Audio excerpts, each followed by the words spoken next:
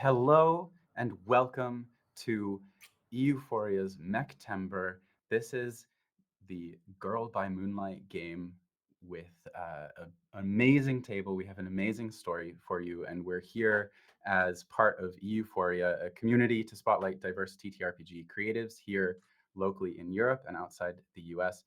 Support and follow EUphoria on all of their socials, which you can find below. And MECHtember, which we're delighted that you're here for, is a month of TTRPG content that includes mechs as part of the story, mechanics, or universe. And boy, howdy, have we got a mech story for you tonight. This is a two-parter of Girl by Moonlight. We're using the sort of series frame of A Sea of Stars, and I believe that our series title, if you can imagine this as an anime that you're tuning into, is just Faith. Uh, Probably in letters in different fonts, like it's been patchworked together in a sci-fi way. With that, we're going to introduce ourselves, and then we're going to talk about what you can expect in this game, because it's going to be a doozy, and then we'll jump into it. So, my name is Jacob Wolf Lefton. My pronouns are he, they, and I am a, a masculine looking person with long curly hair and a beard, and I'm wearing a gray t shirt tonight. I will pass it around to Eunice. Hello, everybody. My name is Eunice. I use they, them pronouns. I'm wearing a black shirt tonight. I'm a masculine looking person, have glasses, curly hair, and crescent shaped earrings. And nobody can see that because of the lighting, but I also have makeup on my eyes. I have some ray of stars and some green on the eyes. If you look closely. What? And that's it for me. I pass it to let's go with Gask. Hello, I am Gask. I use she, her pronouns. I do not know if we can get into whether I look masculine or feminine presenting. I have short red hair. I a pale white skin. I'm wearing a white t-shirt and a blue button up over all of that. Whoa! I am not wearing stars or makeup. I am just chilling, and I'm gonna pass over to someone who is wearing really cool makeup, Bard. Hi, everybody. I'm Laura Verena Stein, also known as the Bard with many names. I use any and all pronouns, and I'm a female presenting person with brown hair, wearing a white shirt, a rainbow choker, and let's call it magical girl, wings, makeup, glitter, some feathery black thingy I painted on my forehead. I'm here. I'm having fun. And we'll pass it to Ruben. Oh, sorry. No That's problem. okay. Hi everyone, I'm Ruben. I use they them pronouns. I am a biracial person with slightly tan skin. Mass presenting. I'm wearing a what is it, like shoulderless tank top, a little bolo tie with a yellow and black stone, glasses, a little coif dangling underneath a cap, and my hat says "On my way to destroy everything," and it's got a little cat on the skateboard, and that is me. Amazing. And nothing could be more true about that statement. This game, Sea of Stars from Girl by Moonlight, sets up an apocalyptic situation for humanity. So, this is a story in which we're looking at humanity on the edge as they're being chased slash attacked by Leviathans, um, incomprehensible uh, entities that are intent on humanity's destruction for one reason or another, which you'll find out.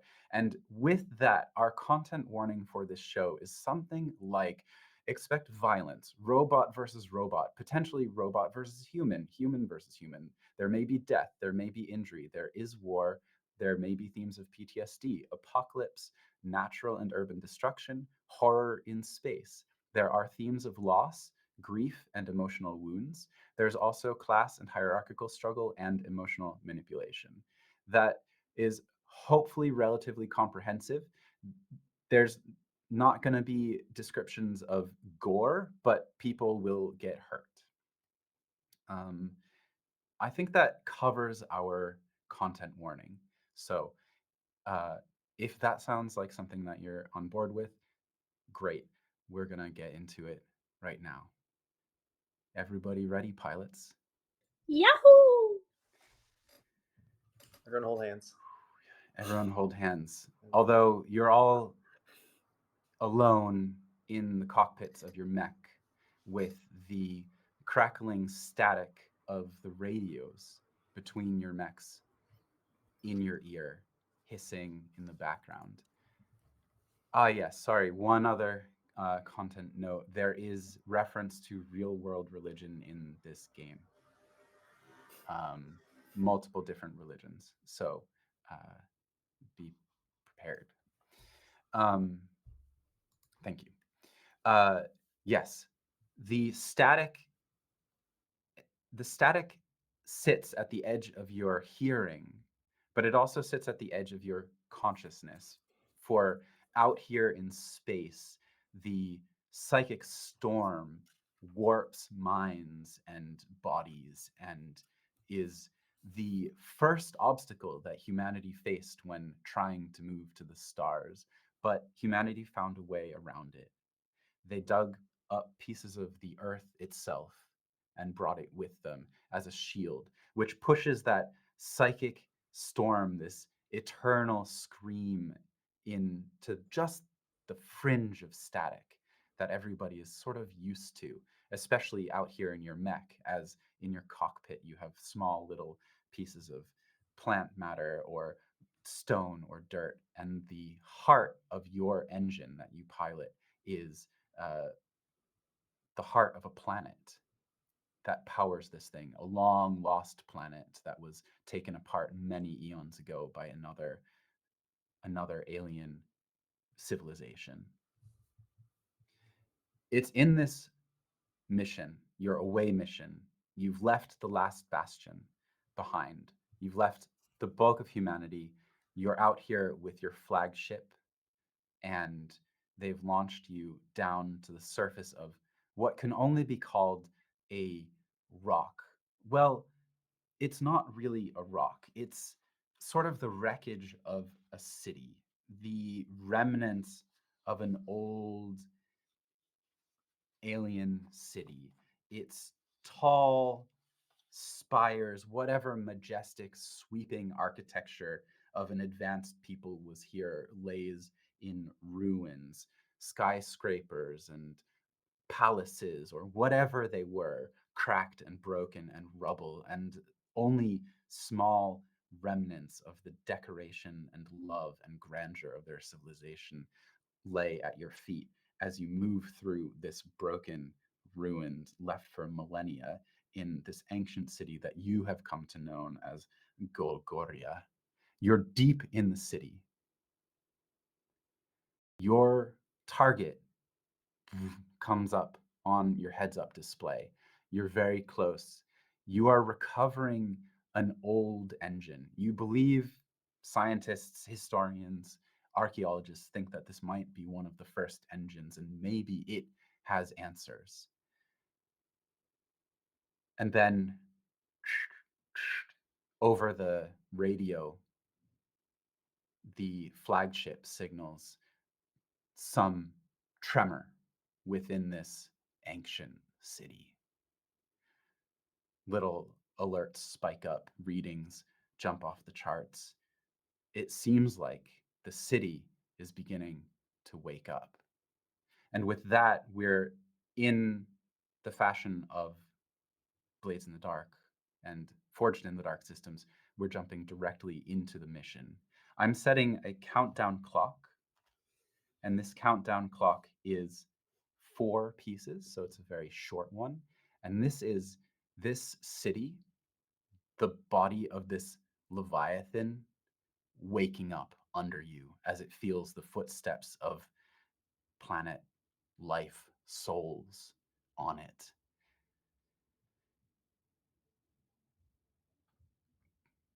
Captain Sarah Sonda, call sign Silver Harpy.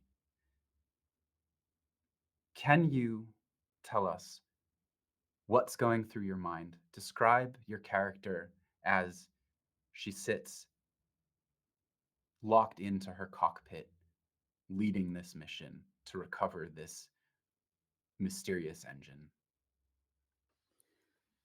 Something that everybody on the crew knows is that as soon as a mission starts, Sarah turns cold and calculating.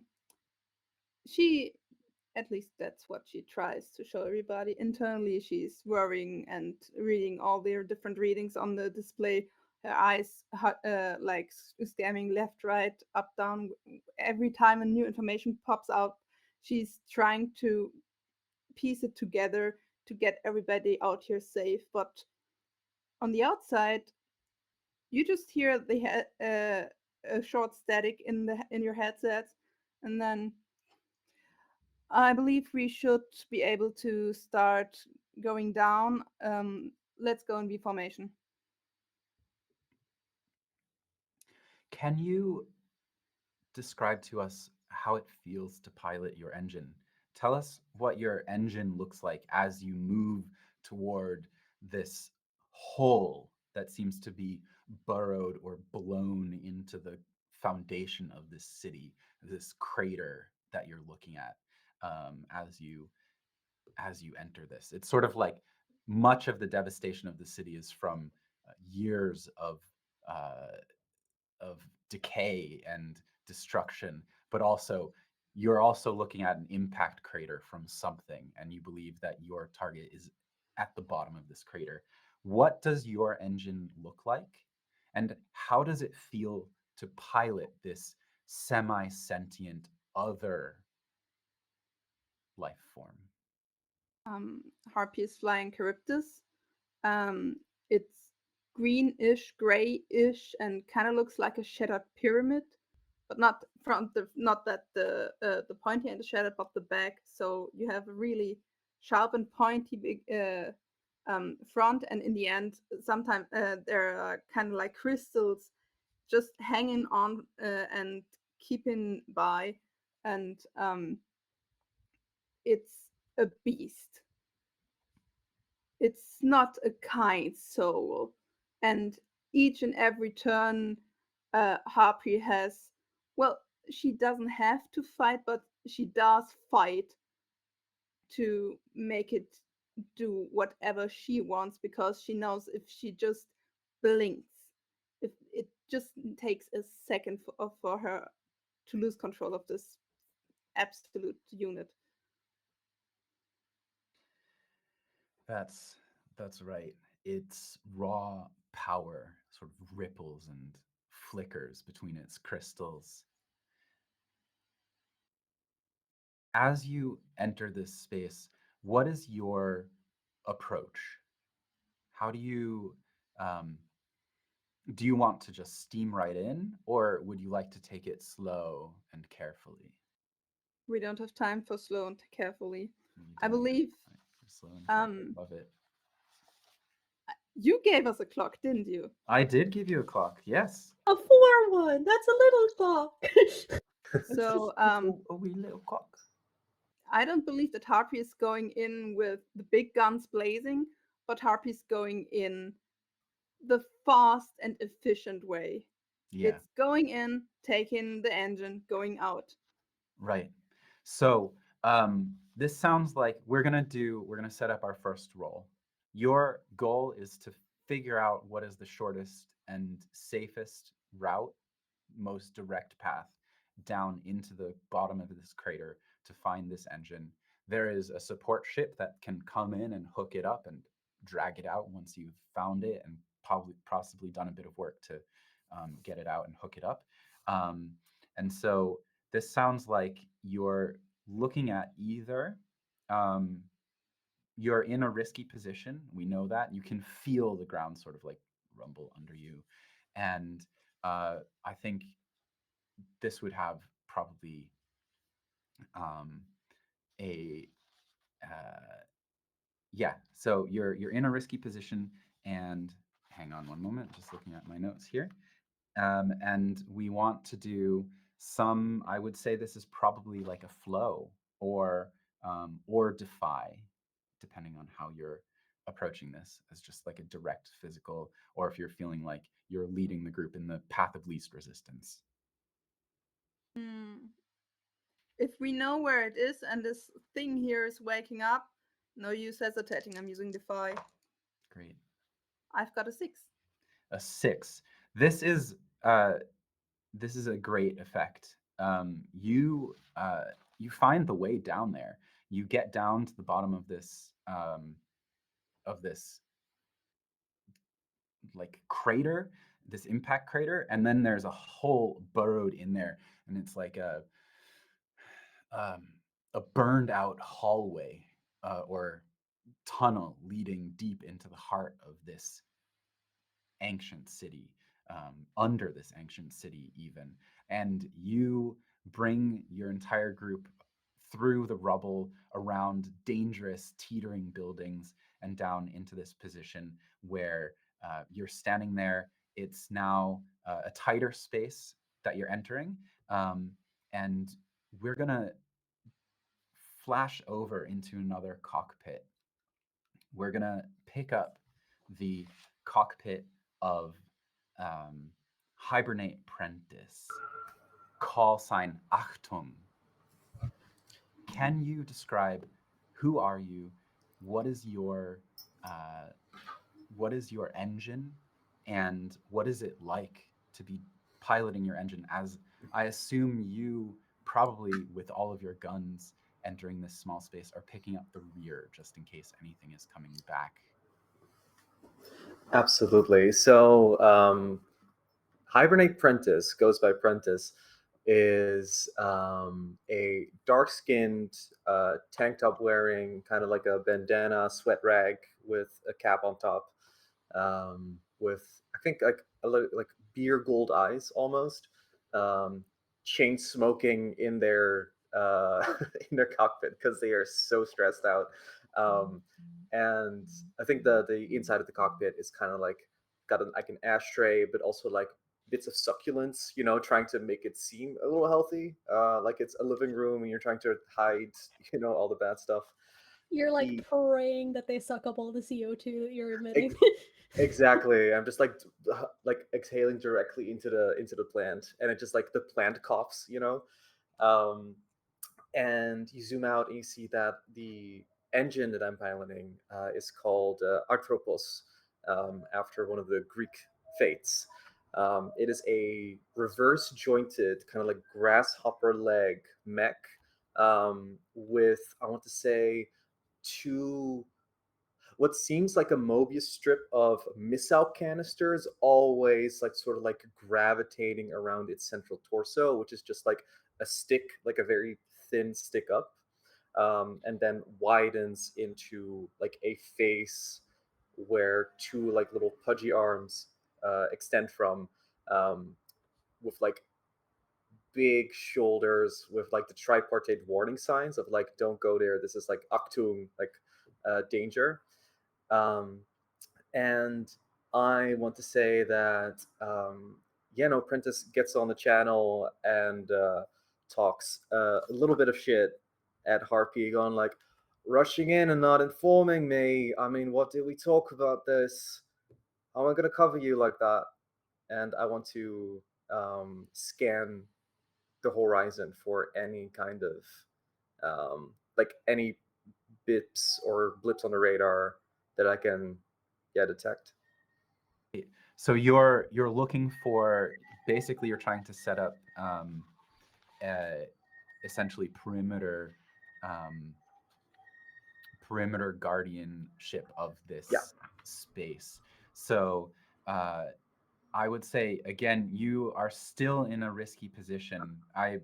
When we made that last roll, we got there in time, but I increased the clock by 1 count. You can feel the surface of this place move slightly. A building cracks and rumbles, and you know that in these cities there are other sort of hangers on that love to prey on the things around Leviathans. So, um, what is your what is your approach? Is this something where you are sort of like letting your eyes do the working and your natural senses, or are you going in and looking at all of your scanners and readings on your dashboard? So I'm asking, is this more of like a perceive or an analyze? I think it's going to be the latter one. I want to say like I use the grasshopper legs to sort of like increase tension. The hydraulics release. I jump on like maybe a piece of rubble that's sticking out. It used to be like a skyscraper, and the HUD overlay just kind of like um, blocks my natural vision. Mhm. Stop that, sirens! Yeah, I'm wait I'm for silence. narrating. um, Achtung! Yeah, Achtung, indeed. in your cockpit, like a little warning light, whoop whoop whoop, as you hop up out of the gravity of this place into a little bit of microgravity before you land. I sort of like land the HUD's sort of like scanner over my face. I think I like reach my fist into sort of like what appears to be a tube, and like reach into like a lever and kind of like turn it, twist it, and like pull, Mm-hmm. and do like a wide range scan of like what I see in front of me. Make a roll with your analyze. Absolutely, it's going to be 2d6. Oh, that's snake eyes. Bad. Yeah, they're very bad. Um, I don't know what's worse is the fact that something is coming or the fact that it just doesn't register in your scanners until it's too late. Snake eyes. So I was doing one for a roll, and I am doing two for this one. This is a pretty bad situation. Things go badly. You suffer harm. First roll. A complication occurs. You end up in a desperate position. It is. Um, you picked the wrong piece of rubble to stand on. It collapses under you as you're trying to Oh, scan. Your engine falls, tumbles. I think I'm going to give you one harm, which is going to be, especially because it was Snake Eyes, which is double trouble. Um, I don't think there's a critical fail in this game, but let's honor it. yeah. So you're going to take one harm, and you're going to, I would say, you're rattled, Okay. right? You're off kilter. You get knocked around as your mech really tumbles and rocks fall on it, kind of pinning it.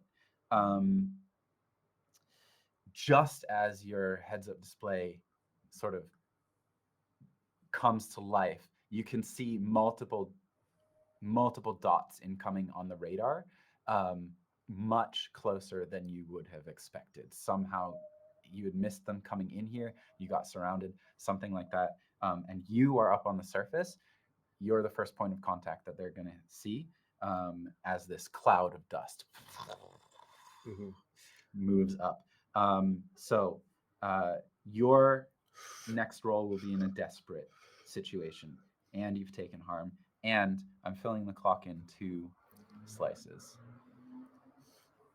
By two or two slices? I'm filling it in by 2, so we have 1 slice left. This Hey, happens.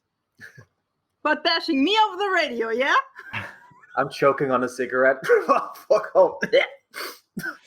I didn't see that.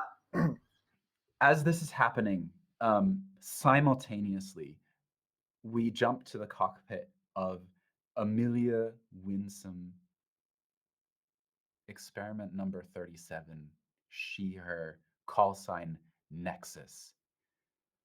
You have the closest relationship with the various scientists from the last bastion.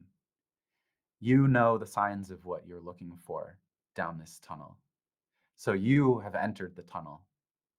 You're walking through this burned, melted rock. Something penetrated hard and hot into the center of this city toward what must be its heart, because all cities and spaceships and other entities that are able to move through the universe without succumbing to the psychic storm have some heart of the planet that they're from. And so this looks like a hole burning directly toward that alien heart. How do you approach this as a scientific endeavor? Can you describe Nexus in her engine? And can you describe Nexus's engine, Kokabia? Okay, so Nexus definitely doesn't look like someone who knows a lot about science. She's like a young adult who's still in her punk phase, let's just say. A lot of piercings, dark hair, things like that. She's just got out of a tough time, so she's letting it all loose. Um she's got a lot of cybernetic implants as well, especially like on her arms and in her spine and things like that. Um and I think that Kokabeel, this mech, is very undefinable in shape. Like it's made up of like I don't know whether hundreds or thousands or whatever, but so many shards of like this broken glass kind of black like obsidian that constantly is shifting and turning and like is almost like a roiling wave that is carries through a space. Um and the inside is kind of just as chaotic with like the controls and everything shifting around as this thing moves like a wave. um so to pilot it, it's very much like you either go with or against the current. And I think that this seeing this is almost like blood in the water, and this mech is a shark, and it's like I'm gunning for this. And Nexus is very much like I'm with you on this. Let's go. So it's very much like a, I guess, go with the flow situation. How, just a question for Nexus, how old do you think uh, Kokabeel is? Do you think it's in the grand scheme of warframes that were created in an ancient time before humans? Do you think this is an older ancient or a younger ancient? I think older. Like I think my pet theory uh, is that like it has some kind of core that it draws things into it, like these shards of obsidian. And on the inside of the mech, it's very, what's the natural thing that's brought in is like very crystalline substances, maybe a salt lamp. um, but I think like since it's so shifting, it feels like so malleable that it must be for, I don't know, evolution, survivability. A very interesting thing happens as you're piloting Kokabeel in here. You are the newest engine pilot. You have the least experience with these creatures, these allies, these unknowable, almost unknowable entities until they chose you. You, of course, the experiments and everything that have happened that wired you up for this moment to be a pilot, um, primed you for this, but to actually experience the full weight of the personality, of the emotion, of the ancient sense of individuality of this robot creature, whatever it is, there is a living soul in it. And in the shifting soul, you feel something of almost a sense of anticipation coming from Kokabeel, of like that anticipation that you have when you're about to see someone who you haven't seen in a very long time. A sense of maybe knowing. As you move down this tunnel, what are you trying? What is your goal here? Do you want to simply make contact, or do you want to follow that emotional impulse? Are you staying with the human prerogative, the dials and instruments, or are you tapping into that deeper core? I think definitely going with this emotional impulse. I think that Nexus is very emotionally impulsive as is, and if is very influenced by this feeling brought up by the mech, and is like, I don't even know what formation B is, so let's just go. Great. So, as you almost let Kokobeel take over, moving down this tunnel, it's almost one of those like you like start to take your hands off of the controls, and there's like a little boop boop boop, and you know that somewhere on the flagship some tech is looking at your like a position of your body in the mech and like all of the details, and is like noticing that you're taking off, and it's one of those like you've turned off the targeting computer as you move down the tunnel, but you're reaching out for something. Do you How do you approach a stranger who you uh yeah, with what sort of energy do you approach a stranger who you should know, someone who you think you know but you don't? Maybe it's like a face you've seen before, they look like someone you might know but you can't remember their name. I mean, me as the player, I give that weird white person half smile.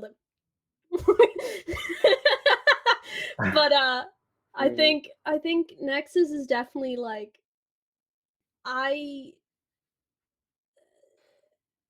especially since Kokobeel seems to know them, Yeah. or like this entity is very much feeding off of this. Like, you were saying it's an excited feeling, or like anticipatory. Mm-hmm. So I feel like it's almost like a friend that's leading you. That's like, oh, you'll love this person when you meet them. So you might be like a little, I like, so nervous, I guess. But there's this also um anticipation as well of like, Would you call it a turning in hiding, or would you call it an opening up?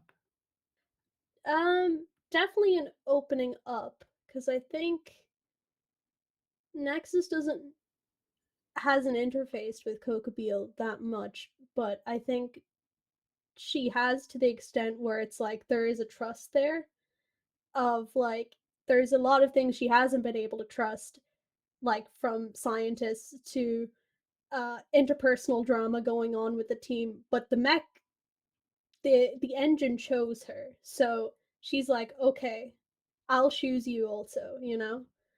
So you just set back and you trust, just to give a sense of scale for all of us and our viewers as well, this enormous mineral mechanical sentience that you only sort of know.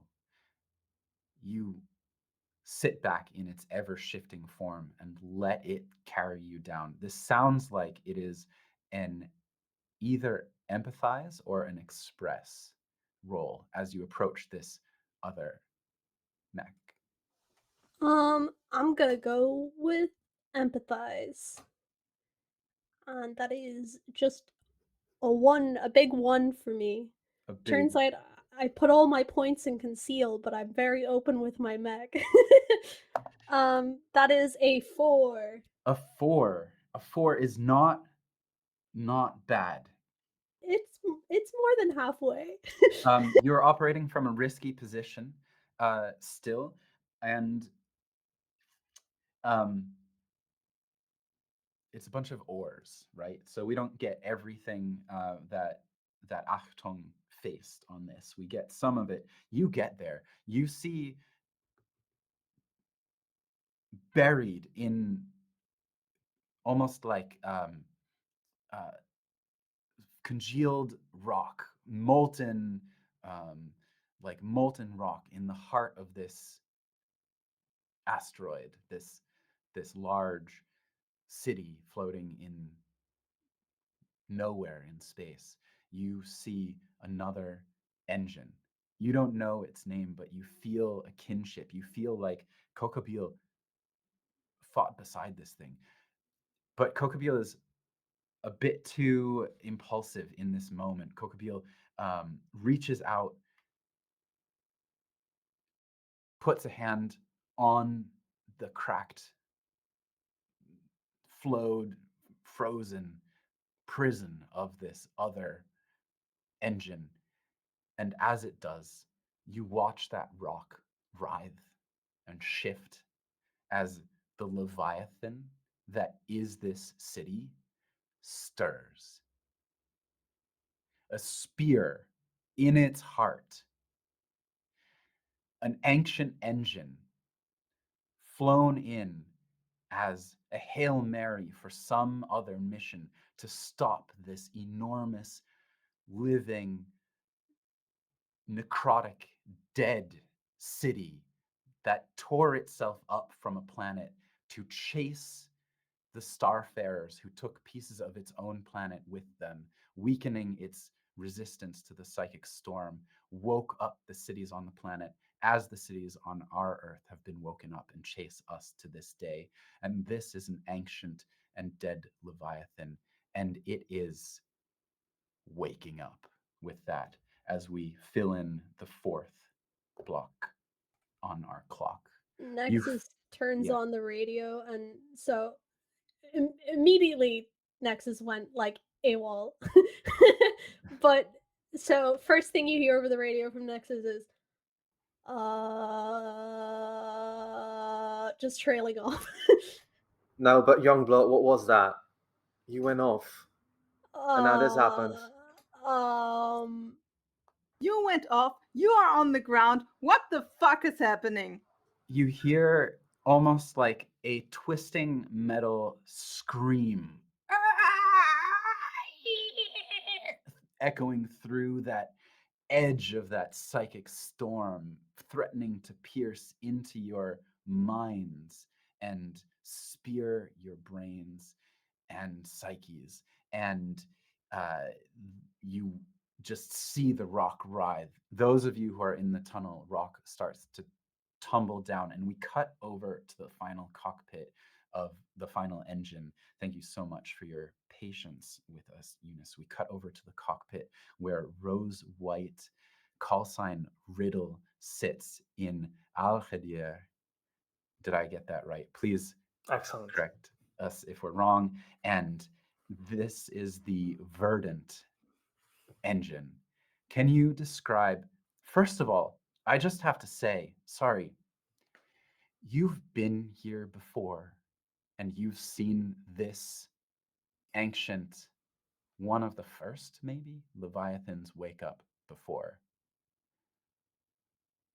Describe Rose White for us. Describe Al-Khadir for us, or rather Riddle, as your call sign is. And what is it like to be here in an engine you're not used to for reasons, and facing a situation that you've been in? Go for it. Let's start with the outside. Um, Al Khadir is something between organic and robotic, something between a praying mantis and a fractal of triangles. Green, spiky, with limbs that could be knives, with antennas that could be horns, and near the cockpits, a range of hexagonal shaped screens and windows that could be the eyes of the praying mantis. On the inside of this engine is very exotic. Usually in a mech, you are in the controls, you hold things, you are sitting. In Al Khadir, you're not sitting. In Al Khadir, you're floating. It is an empty shell with its own gravitational fields, and it has in the inside this sense of like a sensory deprivation pod, where you don't really touch anything, and the walls are slowly rotating to provide the anti-gravitation, but also to provide relaxation to their host, attuning to their biology. You can picture fractals opening and closing, like a very slow kaleidoscope here to illuminate and provide some sort of like uh, smooth transition um, within the cockpit itself in order to relax the eyes, relax the body, and everything. It's very serene, we could say. But there's one thing about this mech, which is that it is so empty. There's this feeling that it should be a mech for much more people to control it, and there's only one person who is floating on the inside, uh, managing some of the screens that appear within this tube of light. And the person doing this is Riddle. Riddle is mysterious. We don't know what she looks like that much. She always wear these full bodysuits, uh, white, prismatic, reflecting lights, but also camouflaging her body. Um, Apparently, it's for health reasons. She traveled through the storm a long time ago, depending on how you count, actually.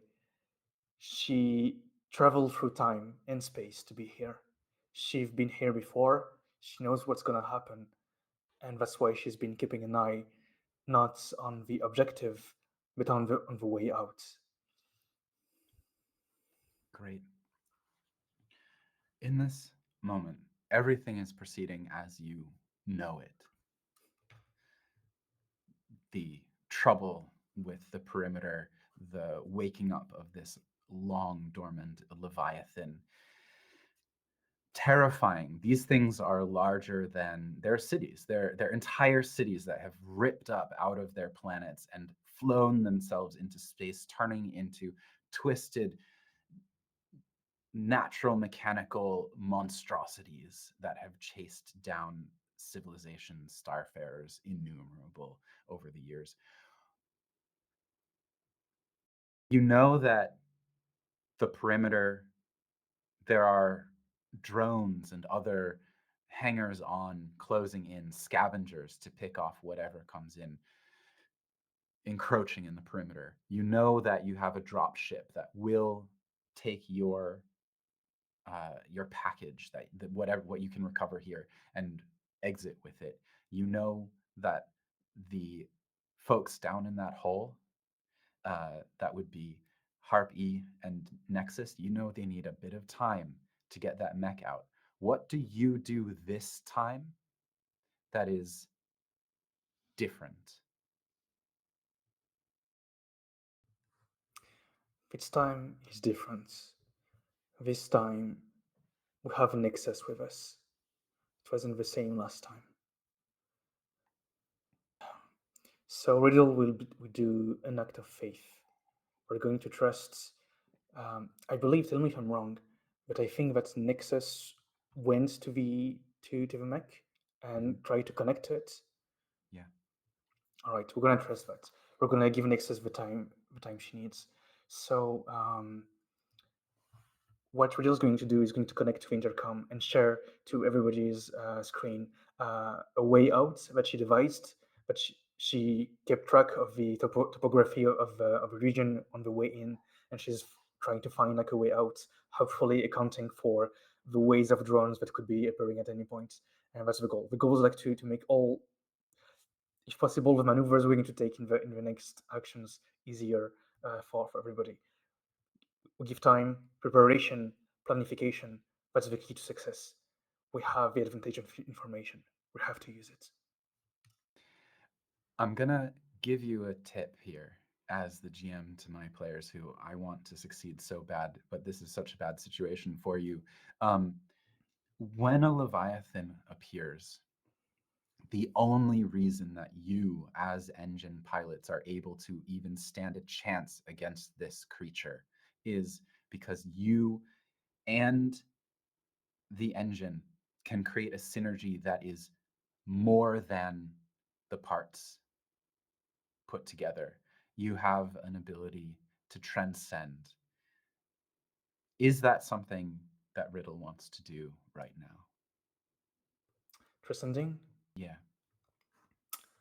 Let me look at my sheets. Do I want to do that? When you transcend in this game, you'll get 4 transcendent actions. You'll have access to your transcendent abilities, both the your play sheet and our series play sheet. And it is really the only way to be anything but desperate against a Leviathan. I'm going to transcend. What does it Rid- look like? Let's go. What music Riddle. Riddle Do it. is connecting with Al Khadir and asking for its full power. The whole interior rotates at much higher speeds. Riddle stays completely still. It's all the information, all the screens around her are rotating to to to only give the most interesting information here. The for a few seconds, the voice coder around Riddle microphone um, glitches, and we can hear her actual voice, the one she's not trying to hide, but she's trying to hide usually. And she says, "All right, I've seen this before. I can do it." And I'm going to use the, if you're okay with it, the transcendent ability Clock Stopper, which says, if ever there is a question of who acts first, it's you. Once permission, when the director advances the clock, you may say no, and the clock does not advance. Let's cancel the unfortunate mistake that Achtung has did and win some more time here. Oh my Woohoo! God. Fuck Yes! yes. I love abilities that lets you go nuh-uh to the GM. Listen, Nuh-uh. those snake, Sorry, those snake eyes planned for. plan for. Incredible. Absolute pulling an Yeah. Emily Exford. Everyone, this is scripted. It's all written. No. This is totally new territory for me. Here's I think it just happens. I think that just happens, and then I'm gonna ask you what your we're gonna make an action roll for you. But what happens for everyone else is you hear as this Leviathan stirs and the psychic scream comes in and your radios flicker and static and your heads up displays get distorted as the uh, tortured energy of this necrotic sliver of a dead planet starts to wake up again. You hear over the radios the voice of a ghost for just a moment. You And hear she's Zura's voice, and then it's gone in the psychic maelstrom, and you and the landscape twitches. It seems to almost wake up, and it calms down. Our clock goes back. It goes back to 3 pips with the 4th pip unfilled, and whatever you do in this action, it is not going to wake up the Leviathan. So I would love to know, what is Riddle doing in order to secure the exit? I think Riddle would have um, to secure the exit. I think she would have sent a few small drones to scout the way in, the way out, and at the same time keeping an eye on making sure that the way out doesn't have any foreseeable enemies or troubles out there. Great. This seems like it's some kind of uh, it seems also like an analyze or a perceive, maybe more perceive at this point, because you're trying to address it through multiple different points of contact, and you're keeping tabs on all of these drones. But you pitch it to me. Um, what do you think in I, there? I will Sounds definitely. like you're Sorry, go. looking for an opening. Yeah, we'll definitely pitch in for analyze. We Mhm. have seen this before. There's previous data. We can find a way out. All of this, it's it's a hard equation, but we already found the solution a long time ago. We just need to go back on tracks, basically. Great. On the comms, she will connect quickly to the others, and yeah, has this voice of the past says to the others, "All right, friends, we know how to do this. Find the stuff, we get out, and then we all chill together." You get a sort of like a little pop up. I think it's like just like the voice, this is the sound wave from Apprentice that says, "When we get back, we're gonna have a talk," and it bloops back, gone. Let's make that analyze roll. Yeah. How many So dice do you have? so because I'm in transcendence, I have Yeah. one normal pip and one transcendent pip. So that's three Yes. dice total, if I'm not mistaken. One normal pip, one transcendent pip. It would be 2 dice. You also Two have dice. links with your engine that you can spend. Yeah. And let's Oh, look here. This is. Do you feel how relaxed do you feel about this moment? I think um, I think Riddle is humming to herself Mm-hmm. a lullaby as a way to keep calm, to Yeah, stay focused. yeah. This is all going according to your plan, and your engine feels it. Your engine is a vessel of serenity. It's virtue. The thing that it is known for is serenity, and it's going to give you an extra die. So you'll have 3 dice, and if you want to spend a link, you can get a 4th die on it or not. Huh. If you want fourth die, you also have links with me, and I believe this would be one of the moments where you would hear something through the open mic. Let's take it. All right. Great. Then the only I'm thing gonna. you hear through the open mic is a very confused, "What? Wait, what?" Harp E has the echoes of call sign Starlight, a ghost, echoing in her head. Let's make that roll. How many Yeah, dice are you rolling? You're from a risky position. yeah. I'm not using the link to my engine. Mhm. I used 4 dice total, and that's a 5. That's the highest one. 5. That's you do it, but there is of course a complication. Um,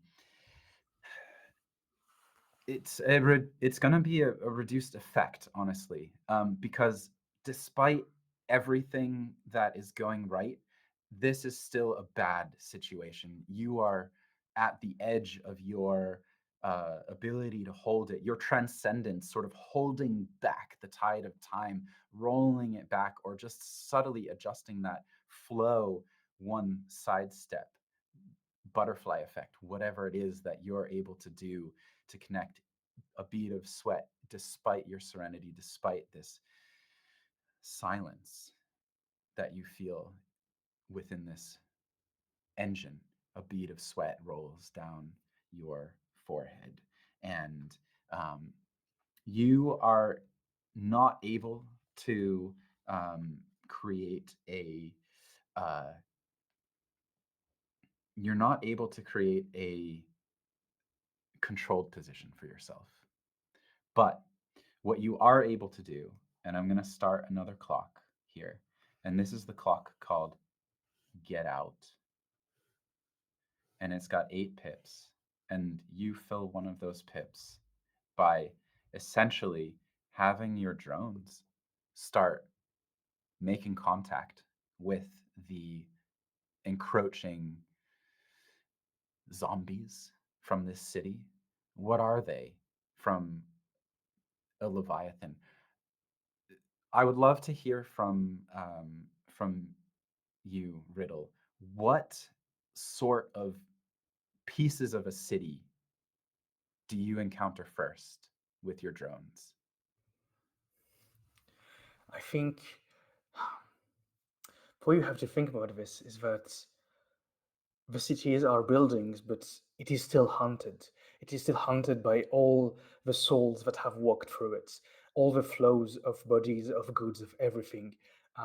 Those were a long time ago the red cells and white cells of this huge body, and this city is trying to emulate this. It's trying to to bring on the lights that would be here if there would be cars, to light up the screens that would be here at the ATMs if people were here. It's using its calculation power, everything directed at sending something to handle these invaders. It's picture a city who is fully coordinated to stop a riot, how they close all the doors, how they close shut all the windows, how they uh, open some space as a distraction to enclose everything. It's a huge labyrinth of space and a huge urban landscape that is turning into a prison. This is what I picture. So the buildings are shifting, some of them uprooting and moving. There's neon lights and signs, and the life of this place mimicked in a way, flickering on, starting to create sensation. A vehicle reaches up, and your drone, one of your drones, just swings toward it and fires a cannon at it. You hear this as the perimeter starts to light up with gunfire, and another one of your drones gets intercepted by it seems like street lamps that just shoot out like lances, piercing it. One of your drones goes offline. You're in contact. Mark one of your transcendent moves, and we're gonna Okay. hop into. We're basically in a combat situation. People can chime in as you feel like you have something to do, but I am gonna throw the spotlight back to Silver Harpy, Captain. It's heating up. You can hear, you can feel through the comms. You have this ghost echoing in your ear. What are you feeling? What are you doing? You're down here in the heart of this thing, staring at this trapped. Harpy is fighting down panic and trying to transform it into pure adrenaline and just. It's a situation. We've been here before. Nobody has to die. Nobody has to die. Nobody has to die. I have a job to do. So that's what I'm going to do. Um, do I get the information and the screen overlays from Riddle? Do I know that Riddle is trying to help us find a safe exit? Yes, you have that. You also know Riddle is transcended. All You right. know something convulsed down here. This Leviathan, which you thought was long dead, interfacing with this thing in its heart, seems to have caused some sort of unexpected tremor. There's like people from the flagship chattering in your ear, trying to tell you something. So many things are going on. You have so much information coming in, and you're on a mission. I mute the flagship and put it on screen so that I get a transcription of what they say. I can't have another bullshit in my ear. As a question, Achtung is still in their engine, but their engine has flipped. Their engine is trapped, Mhm. like Is pinned. trapped. Yeah. All right. And You hear? yeah, and you're in this tunnel, or like a bit further up the tunnel, but you know that Nexus has made contact with this other engine, and your mission is to extract it if you can. Your secondary mission as captain is to make sure everybody gets out alive. Yeah, we're gonna discuss this which is first and which is second in a second. Um, a quick, just a really quick radio transmission over to Nexus. Nexus, you got it? Sure, I think so. Can you can do it alone? I'm not alone. Great. And I believe I would also like to transcend because Great. this thing here is waking up and I'm not here for it. Great. And you see how this fractured pyramid actually starts to open up into something like two. It's a weird mix out of a very geometric moth, a bird, and what you would imagine of a typical mech with the middle part and the flying wings. Great. And the crystals that were at the back start to towards the front and start rotating and start to shimmer and to shine. And I would actually love to do my first transcendent ability. I would like to set up. I would like to set up Achtung, that they can get out the next time they can do, in a way that these shining crystals start to glow and to glow, and a very glistening, almost glittering, fragmented sort of laser shoots out of them and starts to cut them free. Ah, cool. Great. My mech is sort of like upside down, like a raccoon in a trash can, like legs sticking out. Yeah. Which Yes. also means I'm using bolstering presence. I'm setting you up. You can mark a segment on your recovery clock because the as the energy also starts to fuse into your own mech. For a moment, you feel this almost eldritch feeling of my mech, and then it's gone again. But you feel a bit like you're getting back. You get a radio chatter that says like, "I might mention something of gratitude on the post-mission report." Don't get romantic. You wish. This Mhm. beam heats up. What kind of um your engine carried this? What's your relationship to this thing, and how do you? Uh, it is powerful. It's incredibly powerful, but it also has a strange obsession with death and the dying. It seems to linger on this tragic energy. What is your relationship to this, and what do you focus on in this moment from this mech, and how do you communicate with it what you want? I know that my mech can read my thoughts. It is, on paper, it is not possible. A lot of scientists have agreed on it. They are wrong. And I know that it can feel what I'm trying to hide from everybody else, the fear, the insecurity, and everything else, that I try to power through everything. And it's so amused by it. Isn't it just adorable? And I know that this is how my mech sees me, and I'm not here for it. But sometimes I need it. I can't do this alone. And I'm not asking for help. I would never ask for help. It's more of a, well, do your thing.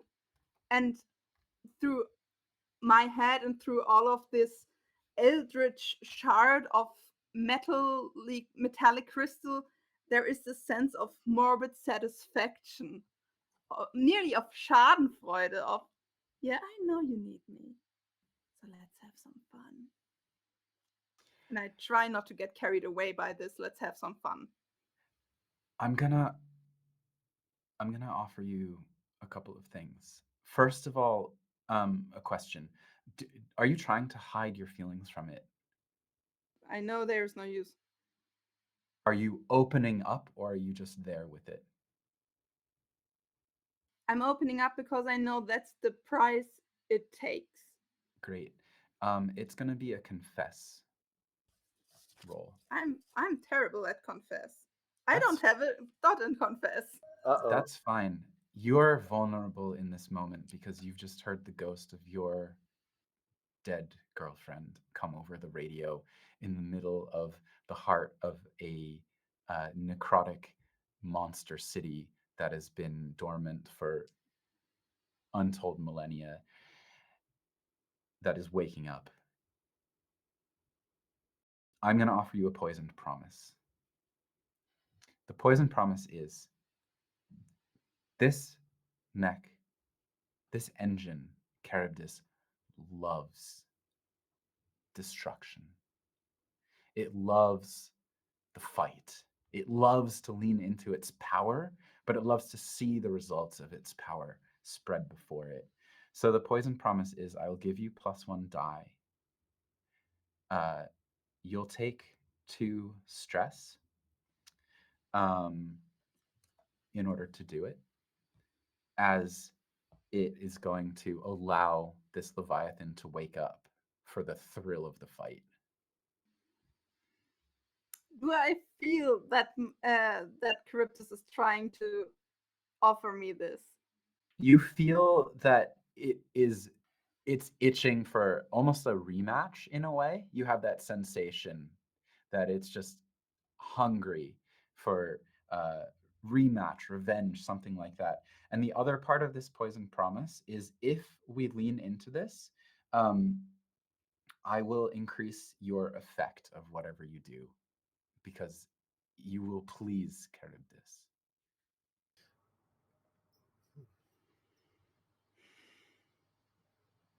Well, fuck it, let's have some fun. Great. You're going to take +1 die, which means you're going to roll with 1 die. You have links that you can call on. I believe I would like to use a link here. Yeah. This Who do you have links with, right? It's with my rival. We already had some banter, and yeah, yeah. and I think your rival has links with you, right? Yeah. So your rival can help you. Yeah, I would pick up on this and just like again, little boop, like little private sound wave saying like, "Don't get lost in the sauce now," and you recover 2. Do you want to recover 2 stress? no, What do I you would want? like to die if it's okay. All right, let's go. I'll give you the die. Awesome. Wow. Because I believe Sarah is right on that edge, right there, and she's trying to hold back. She can do this the right way, and then her rival chirps, and she's like, "Oh, shut up!" And this tiny spark of rage starts the inferno that leads her into that You mess get you that's get like about to follow. you get like a little counter that's like shots missed, and it like starts blinking at 0, and it just like keeps track of like how many shots you're missing, like as a I think a motivational taunt from Aktum. This is a healthy relationship. From the flagship. There's a we're getting readings. Cut the chatter. What are you doing? As you start to play this game that your superiors hate. They get a message back. Hey, party people, look away. Do you? And then I lean into this. And you lean into this. Yeah. Charybdis, yeah. Check. Roll your dice. It's a 1 and a 6. So Yeah. you're gonna That's take right. the 6. That's exactly right. You're gonna take the 6. So you're still in a risky situation. You do it. These pyramids focus inward, if I've got that right, and project a beam that cuts your teammate. I was going to say your friend, but who knows if this is actually a friend of yours if you are on that level with them. But your rival cuts them free. I said this was with increased effort or increased effect. I'm filling in 2 pips of your get out of here track for this, and the Leviathan wakes up. The city writhes and starts to move. Those of you who were in a desperate position, I believe, um, this is going to be Achtung and Nexus. You are still in a desperate position. So Achtung, you stay in a desperate position even though you're free, Okay. because of this thing waking up. It's just that bad. Yeah. I want to transcend. Go for it. What's it like? I think sort of like the chain smoking like stops for a moment, and there's like a camera shot that's like trembling lips, just trying to like exhaling smoke a little more, and then so like hand out of frame, and then it grabs like a cigar and like snaps off sort of like the end of it, lights it, and like just like a big puff of smoke. Um, and I think the activation phrase here is like blow steam in the face of the beast. And then I want to say that the mech sort of like immediately like jumps into the sky, and the rotating bands of missile canisters form like a mobile ring almost, um, resembling angel wings. And whatever is out there, whatever the city is trying to like throw at us, the city of Gorgorea, right? Um, Gogoria. Gogoria. I essentially want to like any relief, so like any building, any like hill, any obstacle, I want to completely level so that we have nothing trying to enclose on us with just pure destructive missile ballistic power. This sounds like a straight up defy roll Uh-huh. to me. And this is yeah, this is also my brutish ability here activates, which is when you push yourself, so I choose to push myself, choose one of the following additional benefits: perform a superhuman feat of physical force, or destroy an obstacle between you and your rifle. And I think that the distance between me and Harpy is physically the largest. So Mhm. essentially, I am just like, it's like a circus. It's like a circus salvo. If anyone's ever played Armored Core 6, the boss Baltius just like does this thing where it's just like covered in missiles and just like explosion after explosion. Yeah. Um, so I roll defy and I push myself for 2 Uh-huh. stress, Yep. and I'd like to also spend a link with my rival for another die. Great. So you're at, is that 3 dice or 4? 3 dice in total. 3 dice. Let's Okay. do it. There we Big money, go. big money, big money. Oh baby, that's already very good. That's 2 sixes. That is a critical success. Woohoo! 2 6 and a 5, but yeah. It is, you're This going is to how we move, do first of all, it's a desperate move, which means it's a desperate action, which means you mark 1 experience in your Yeah. sun attribute. Fuck yeah.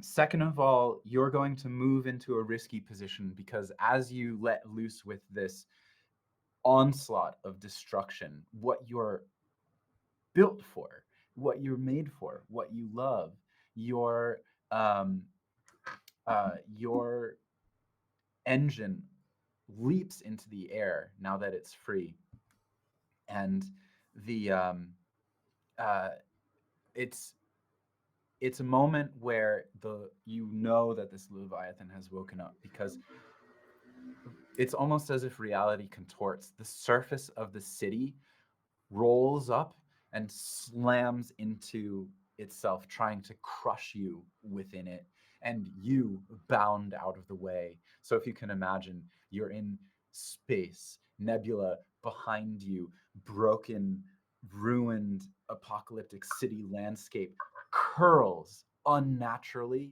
like a wave and slams down clouds of dust. And as that dust rises, the small figure compared to this enormous Leviathan of your engine flying out of that cloud of dust, laying waste, missiles going off, cannons firing, drones exploding around you, a path cleared, open for your comrades who are extracting this mech and who are here on the surface. It's also a critical and it's an increased effect. And so I'm going to give us another 2 of the let's get out of here clock. Let's go. Down Let's below. Let's Yeah, go. let's Let's freaking go. go. Hey, let's go. Down below, my dear Nexus, Hi. the ground rumbles under you, and you're looking at this essentially obsidian prison that this ancient, unnamed, unknown stranger, and yet not stranger, is locked within. What are you doing to get it out of here? Um, Also, I'm going to tell you it has its own little clock. We're going to call it a 4-count clock. okay. So it's ooh, okay. So it's trapped. Want to get it out. Yeah. Okay, I guess I'll join in the party. I'll transcend too.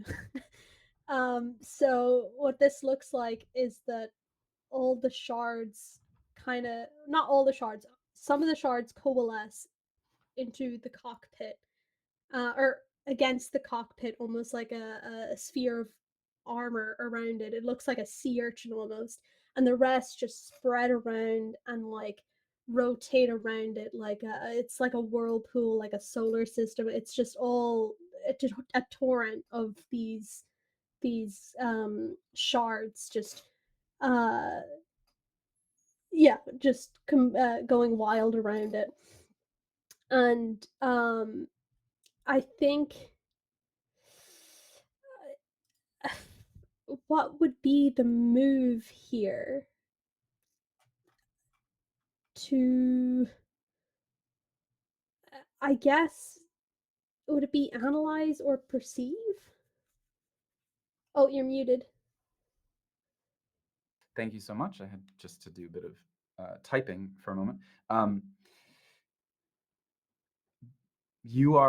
You're deep in here. Um, uh, I I would ask you. You have this. There's another entity Yeah. imprisoned down here with you. Do you have an impulse to reach out to it to try to make a connection across that barrier? Or are you just steaming ahead to try to break the barrier down in a mechanical way, as the scientists have suggested? Here's the weak points as we're analyzing it. This is coming in from the flagship as the analysts are sending you live readings of saying, we've analyzed the structure of it and here's weak points. And on the other side of it, you have Kokabil yearning for this engine. I think I'm ignoring the scientists for sure, but what the scientists have done to me is make me very good at interfacing with these like these inanimate souls essentially uh of these places, these leviathans, these engines, to try and force one to choose me, but this one ended up choosing me without that coercion. Um, uh, yeah, so I think there's there is an attempt at like I, I don't know if she's reaching out to connect, but she's more like lay it on me, if that makes sense. Like Yeah, she's not holding out a hand or anything, but she's like, yeah, and scream, let it all out. I'll take it. this is an empathize.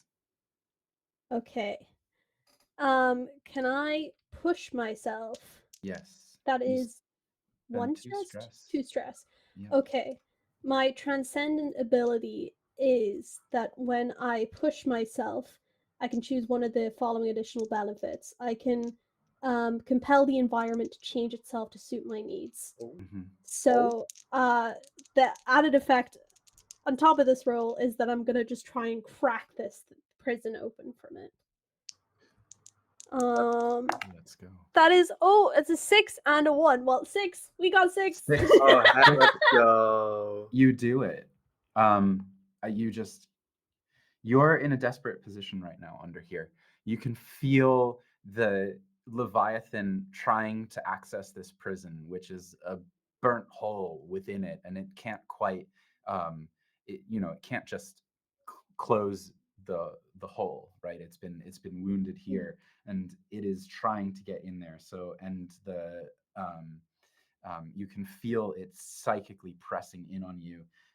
But you do this. You do it from empathize. You gain an XP in Sun as you just say, let it all out. And you watch this engine with no pilot connect to you, come to life beyond the obsidian, like a distant voice coming from deep, like under the water in the ocean through a dream or something, as the the prison explodes. It bursts open, blast of light streaming past you. I'm because of some other backstage details. I'm going to take our clock and put it away. That I said we were spooling up. You have this. You're able to drag it with the weight, like it is walking with you. You're able to drag it up to the bottom of the impact crater on the outside. Explosions going all around you. The dropship is signaled. I would love for you to make a group action Woohoo! Yay, teamwork. together. We're gonna do a team. Yay! I'm gonna push it just because we're coming up on our break as well, and so we're looking to kind of like round this off. Who is going to lead the group in this? There's technically 3 pips on this clock left, and if we don't fill all 3 of them, someone might take damage getting out of here. But the dropship is coming in, and who wants to lead? And let's talk about what everyone's doing. I'll take the lead. I'm like the rear guard anyway. All right, I will say this is basically each character participates. The single best roll is the result, which is applied to every character, and the leader is going to mark 1 stress for every 1 to 3 result. Okay. I am And at there's gonna be 7 none of those. stress. Great, great. You're on the edge of eclipse. Love it. Take it. What? This cigar is doing things to my body. All right. Let's go around. Let's start with Riddle. All right. You're That's a off free script. from me. Yeah. What This are is you bad. doing? You're off script. It's a different outcome. It's going to change. The future is changing by your hand. What are you doing? It's okay.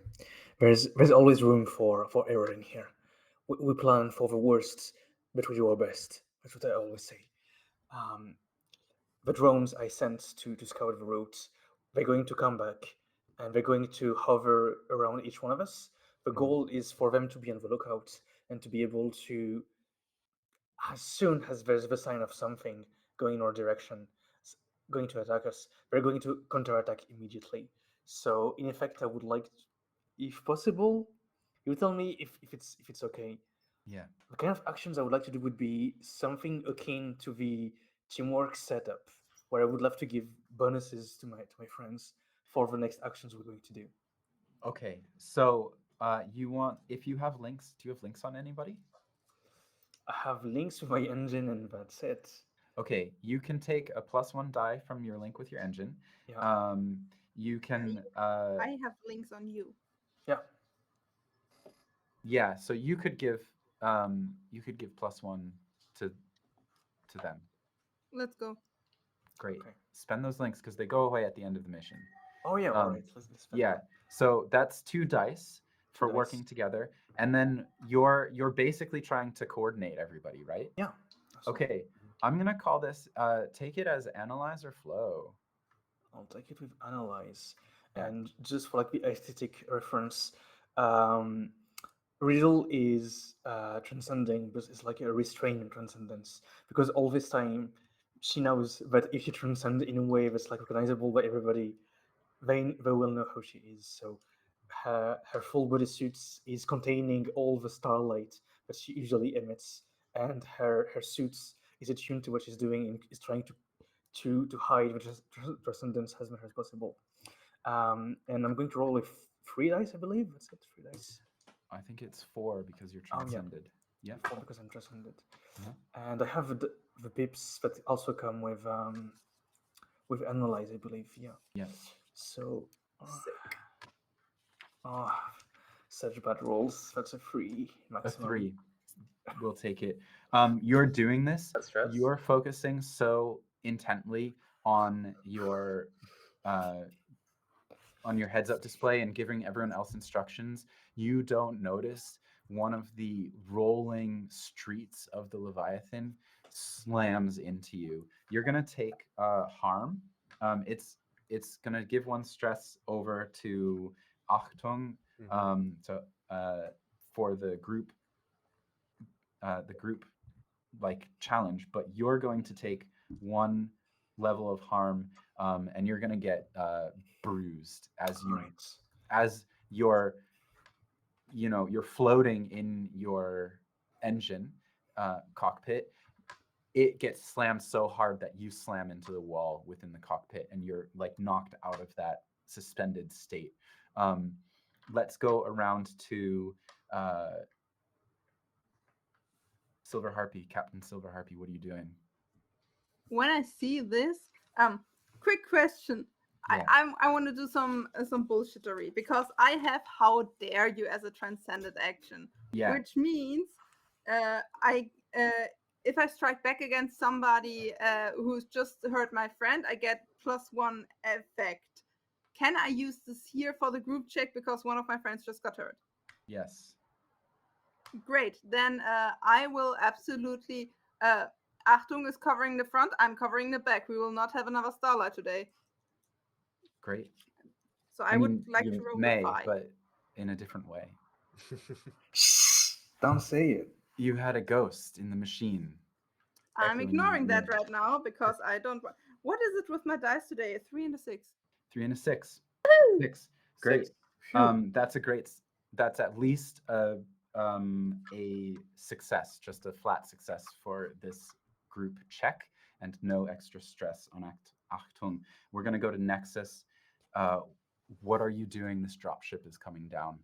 I think it's just get the hell out of Dodge as quick as possible, like Mhm. especially since Nexus was like the one that was most deep down the tunnel, like trying Yeah. to take this other engine with me, and it's essentially just pushing Kokobeel and like get us out of here, you know. Great. Kokobeel is like on the edge of just like losing it to nature all the time. Uh, express or flow? I think I'm gonna go with flow, and I'm Go gonna for it. spend one of my links on Kokobeel. So Great. that would be 3 dice. And we got 2 4s. 2 Four. 4s. I'm gonna give you just 1 extra stress for the mental strain of something is going on here where you're somehow semi-piloting another engine, and there's something in the back of your head that says if the scientists see this, they're gonna have questions. And so there's a mental strain, and we're going to go to the final roll of this, which is going to be for Achtung. Take us out of here. I'm coordinating with the dropship. I'm like trying to like missile salvos at, I want to say like radio. What are they called? Like those big metal towers. Yeah. Trying to like pierce like the dropship, trying to pin the mechs down. I'm trying to keep that off everyone, coordinating. Can I argue that this is an analyze roll? Go for it. All right, 2. That is a 5 and a 3. 5 and a 3. We take the 6. I'm also going to you take 1 stress for the 3 rolled by Riddle, and I'm gonna also just give you a stress for holding this all together. The dropship comes down. You hook this engine up, which is still like half covered in rubble. You don't even know exactly what it looks like or what it could be. Just this like red rocky arm hanging out of this shell, and explosions all around. The writhing Leviathan dropship takes you up as you all hang on to kind of like the wires that are hooking up to this mech as it flies to the flagship with this screaming, injured Leviathan waking up behind you. And that's going to end our mission, and we're going to cut to our first break. Real quick, I eclipse. No! We roll for it. We're going to roll for it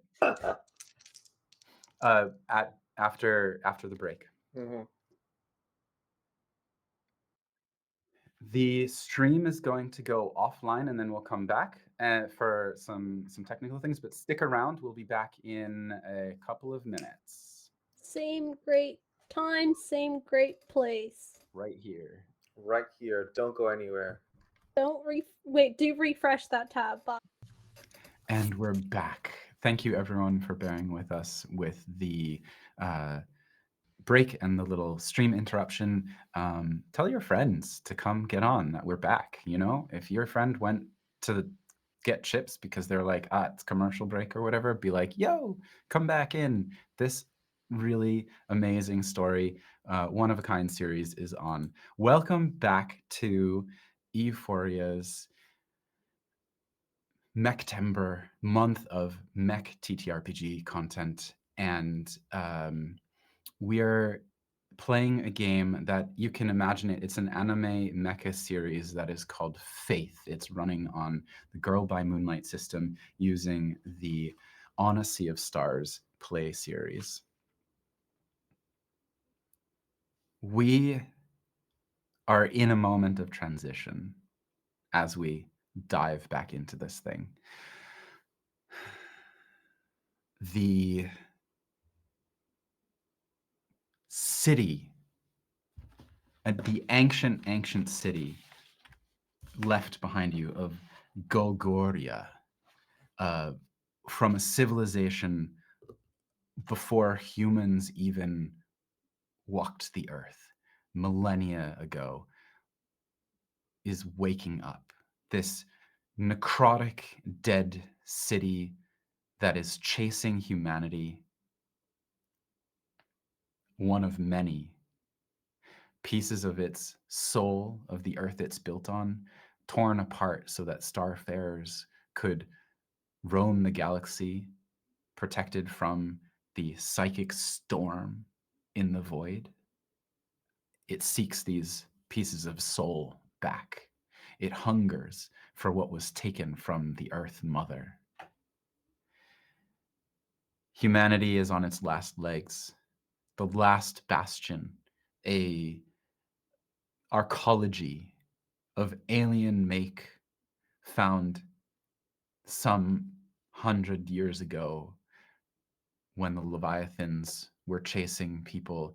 This small oasis was discovered, and the flagship that transports you and your mechs on your missions and provides the main guns of defense for this arcology is a warship, a mobile fortress from the last war that humanity fought, probably about 125 years ago, right before the Leviathans reared their heads, right before New Frankfurt tore itself out of the planet that it was on and began to try to eat people and reclaim pieces of Mother Earth, before Paris speared the main human space station,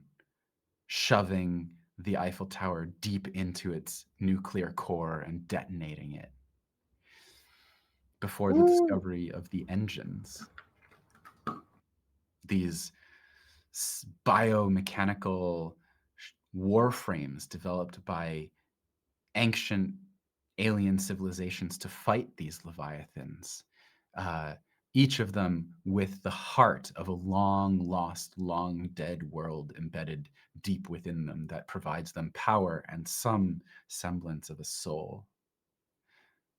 The flagship approaches the arcology, the last bastion of humanity. Before we go into our Fallout phase, we have one last thing from the mission that you were just on to resolve, which is the eclipse of Achtung, who led us out of there and took on a fair amount of stress to do it. You have reached your stress limit. You roll for eclipse using your lowest attribute. What is your lowest attribute? My lowest attribute would be moon. Moon. And what is it? It is only a 1. Only a 1. You're going to roll 1 die. On a 1 to 3, you eclipse. On a 4 to 5, another protagonist can push themselves or spend a link to keep you from eclipsing. Okay. I have 1 link left that Harpy has given me. You cannot do anything with it because you would use it to grant attack, or you could use it to reduce stress, but this is also more fun. Yeah, exactly. All right, 1 die. Go. Let's go to Vegas. Big money, big money. That is a 6. A 6. Big money! Achtung, this is the edge of things. You were almost trapped and crushed and killed by this. You're rattled. You fell. You took a hit as you jumped up on some place that you thought was stable, and it collapsed under you. Some calculation in your head was off. You made an error while piloting. You almost damaged your engine, and yet there is something that resembles hope. What is it for you? I think it's as I'm like stressed out of my gorge, trying to sort of like get this rescue operation going, trying to secure air superiority, try to fight off like a living city, and Just, really, just doing this, multitasking a little bit. Just another Tuesday. Just Kevin's like, no, you do this. Someone called in sick. You have to take on their task. I think before like despair really overtakes me, there is a moment where, and it's like hope, but it's not like tender. It's the ghost of Starlight's, so like the memory sort of like jutting into Prentice's mind. Yeah. Where this it's ghost in the machine that you heard. Where it's like, I can't give up here, because if I give up here, I won't have my answers. And I think there's a sensation of no, I think there's a flashback to Starlight, where it was almost like the cruelest, most cold rejection, flat out, of just like, you can't give me any more feelings than I need you to be anything. And being a ghost coming back from the past would be giving me too much feelings, and I can't have that. And I need to control that. I need to confront Apprentice telling themselves, I need to confront hold on, let me get the names right here. Rose about this, about why it happened why those actions were so exact, yet out of like mission parameters, I can't be stressed out because I need an answer. Straight up. Mm-hmm. So you're holding on to this. There's work to be done. There's work to be done. Great. But you feel it. You feel at the edge.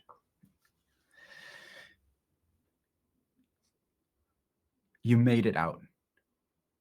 Nobody died. You got what you were looking for.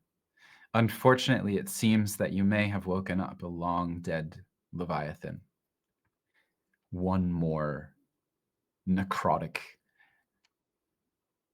megalopolis chasing you, seeking to devour the last pieces of its long dead homeworld, the last shreds of the soul it came from. We make a Fallout roll now in this period. Things happened. There are two things here. There's a series rule. The last bastion was exposed. You had an away mission. You weren't there. You are the heroes of the last bastion. You are icons, cultural icons. You show up to events. You do things there. You're, whether you like it or not, you're political mediators. It's another aspect of your job. You're not just pilots. You are the doomed volunteers who said, "I'll do it. I will risk everything to try to give humanity another day." The last bastion has been left alone by you, and this can expose it to all of its internal strife or politics. And I'm going to roll on the readiness tier, which is tier 2 right now. Tier 2 is full. I'm going to roll on the readiness tier, and we're going to find out what happened at the last bastion. That's a 1 and a 6. You folks. Thank you. This will bite us in the ass next session. Yep. Well, I'll tell you how we will roll like garbage. I'll tell you how it's gonna affect you. You get back, and everybody is like, "Oh, hey, welcome back. Things were great. No problems. You know, everything is going well. We're glad you're back. Nothing. Paint scratched on your engines. No problem. There's like a complacency that you're met with, as almost as if like, you know, you didn't risk your life, or at least they're sort of not affected by that. There's a little bit of like, yeah, wonderful. We'll get the scientists down here. We don't feel like we're in a huge rush to work on this thing. It's disconcerting. When the readiness drops by half at the end of the mission, it will reduce by 1 more. And so instead of being at the end of tier 1 in tier 2, you'll be back in tier 1 readiness, which makes your position much harder going into your next mission. Just so that you know how that lines up mechanically. People have gotten complacent. That went off almost, basically you hear people say like, that went off without a hitch. Amazing. We well planned. Who are you? Who are you there? Soldier. This is your commanding officer. Hang on. Getting my NPC list. This is your commanding officer, Field Marshal Alistair Dagon, head of the engines unit, who had started this whole briefing off saying, "This is your mission of vital importance," and says, "You are admirable, but we're looking at the readings, and it seems like there was actually less risk than we thought there would be from this long dead Leviathan, and yeah, it seemed to have woken up, but we think that it's permanently compromised because its heart was pierced by this old engine, and we're going to get the data from it. But really, it seemed like things went off without a hitch. None of your engines came back. Nobody died. Hey, nobody died. I didn't lose another pilot." Simultaneously, everyone eclipses. Can I undo my roll? He says that, and the room gets colder by like 20 degrees. I straight up exhale smoke in his face and just wait for his reaction. He sort of like grunts. He knows your kind of proclivities and whatnot, and he says, "Hibernate, Prentice. There's no smoking in the debrief room." I I light believe up after risking our lives, so humanity lives another day, a bit of relaxation is all right. Wouldn't you say so, Major? Excuse me. First of all, it's Marshall. Second Excuse of me, all, Marshall. in this room, my word is law. Do not challenge me. On the inhale, I list exactly the cost of ammunition, of missiles, and like engine costs. That's going to like go into the budget sheet. And on the exhale, I go, and that's all in budget. You know what isn't in our budget? The fact that we had to push ourselves until we almost died. We almost died, and I don't care what the reading said, because you went there, you were safe up in your little spaceship, and you went down here, Field Marshal. And with all due respect, yes, Marshall, this is your room and your word is the law, but this is my team and I have to keep it together. And you don't want to see him without his cigarettes, trust me. When Harpy says I have to keep them together, Nexus is like shuffling towards the door. Does not want to be in here. Marshall Dagon just says, "We give you pilots. Maybe we give you too much leash. Dismissed. Get out of here before I start to think of something else I want you to do." You do it next time, and I stomp out to head towards You engineering. got it. Right, Marshall. We're going to continue the Fallout phase. Protagonists erase all stress from their sheets, erase all unspent links, reset your transcendence. Amazing. I was hoping that would happen. Whee! We have one more roll to make, which is the Fallout roll. And we're going to roll again equal to the current investigation tier, which is the readiness tier in this one. And we're at tier 2, and I got a 4, which is unfortunately not a pilot is reprimanded. But it is an engine goes dormant. Oh no. Which engine is it? Um, I have an idea in my mind of which engine goes dormant. Go for it, I Please- say. Please say. Kokobia. Yeah, I was gonna say I was piloting two at once for a little hot second. Yeah. My attention was split. Something breaks in the cockpit of Kokobia as you're heading back. It just shuts down, and you have to be towed in by the others in a mech that an engine that seems for all intents and purposes dead or asleep. You're down to 3 engines that have any life in them at the moment, and 3 engines now in the bay that have that are dormant or broken down. Wait, 3 in the bay? I thought we had Artemis, this Yeah. new one. And Kokobia. Oh, and No. yeah, oops. Yeah. So in the bay, Right. in the engine bay, you have Kokobia, you have Atropos. How is it pronounced? One more time.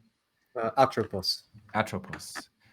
You have Al-Khadir, you have Charybdis, and then you have Artemis, which is another engine that has been used for a long time, a long-range sniper, elegant engine, Oh, just almost like flourishes of gold worked within its frame, and this enormous long rifle within its body.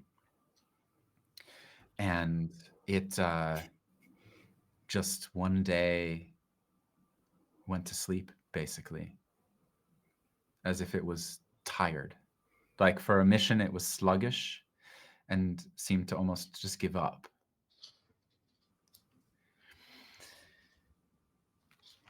That's the end of that mission. We're not at the end of a session, though, because I took the Forged in the Dark structure that we're given by Girl by Moonlight, and I adjusted it so that we started with a mission first, right into the action, which means that from this moment, as you disperse from this briefing room, you go directly into the obligation phase. So our readiness drops by half, -1. So we're at tier 1 with 1 dot remaining in the readiness track. Jesus. You're on thin ice with your commanding officers, and it is your obligation phase. This is where we're gonna lean into the role play and into what's going on here. Your day-to-day lives, the mundane forces, the things that are possibly more stressful than undead cities trying to rip you apart and smash you into paste and eat your soul. This is your commanding officers, the public, the jobs that you have as soldiers, as pilots, as public faces of humanity's survival, and all of the side projects that you have as well. For each of you, we're going to take your lowest attribute. So this is sun, moon, or stars, whichever one of those is lowest. And you're going to roll that one. You're going to tell me which one you rolled. We'll go around. Who wants to go first? I do. Achtung. Only one die because Moon is my lowest, and I only have 1 pip in that. Great. Your stress has reset to 0. Thank goodness. I rolled a 5. A 5. So whatever your obligation is, it's just going to do 1 stress to you. But what is it? It's something that it's going to break your heart and drive you to despair, but only a little bit. I think what happens after Prentice sort of like stomps off, having like flicked the cigarette on the marshal's like very tassel-covered uniform, storms off to let me see what the exact part of the bay is. It's like the engineering deck. Yeah. And is met, or isn't met rather. Usually there would be like a little missile that they had given a little AI intelligence that rigged to be like almost dog-like, to like circle around, play music, have little sound bites. And this time around, the missile is just kind of like in its like vertical like silo and plays like the saddest violin music you've ever heard over a crackling speaker. And immediately you like after sort of like the shutter doors like close behind Prentice, like their face, which is normally just like very nonplussed, just kind of like drops like, baby, no, what did I do, V3? Oh no, and just like immediately goes to sort of like try to figure out what's wrong with their little missile pet. In this moment in the engineering bay, you hear a voice behind you. You know it well. It's a non-human resident of the last bastion, one of the last remnants of their civilization as well. The visitation from behind you. speaks kind of psychically in your mind. Is something wrong? Wrong. And you turn and you see this figure. We're going almost classic gray alien here, but wearing an engineer's jumpsuit with kind of like an extra high collar that is a ring of very thin technology and circuitry that is a psychic focus that allows them to actually be able to psychically connect with humans who they're not normally able to. But it's an invention of G's. Oh, hi. Okay, so that no one, you don't tell anyone. All right, that was I. And I walk over V3 and I just like hold it like I would, just like to like a little cat. That was it was a bad mission, and it could have gone much worse. And the fact that V3 is sad makes me very sad. I don't quite understand. I know you've been playing with this pet for a while and it seemed to follow you around with some kind of affection, and I was curious about how you induce emotions without introducing a planetary core. Well, it's less about genuine emotions and prediction, really, of behaviors that I would like to see on certain intervals, certain paradigms that activate protocols. It's whatever's called, whatever the people out there call AI. It's not really AI. It's all been programming, and I don't know. I thought I hadn't given V3 a reason to be sad, and here it is, kind of sad. Oh, I made Did you? some modifications. I noticed that you'd been using it to trick yourself into emotional states by faking a sensation of life within this inanimate object, but I could not connect with it, and so I tried to see if there was any way that I could come to understand what it is that you see within this, and I connected, or I tried to. Can I roll forgive on the visitation? I'm going to say this phase is not a phase where you normally roll, but save it for like a downtime Okay. action. I guess you can roll. Like, fine. What would you like? What are you looking for? Like, what's your goal in forgiving them? Trying not to get mad. That they, that Jir actually, she modified V3 without my express permission. Yeah. Because this is an indirect form of emotional manipulation. Sure. I don't have any pips in forgive, so it's 2d6. The lowest. That's a 1. That's a 1.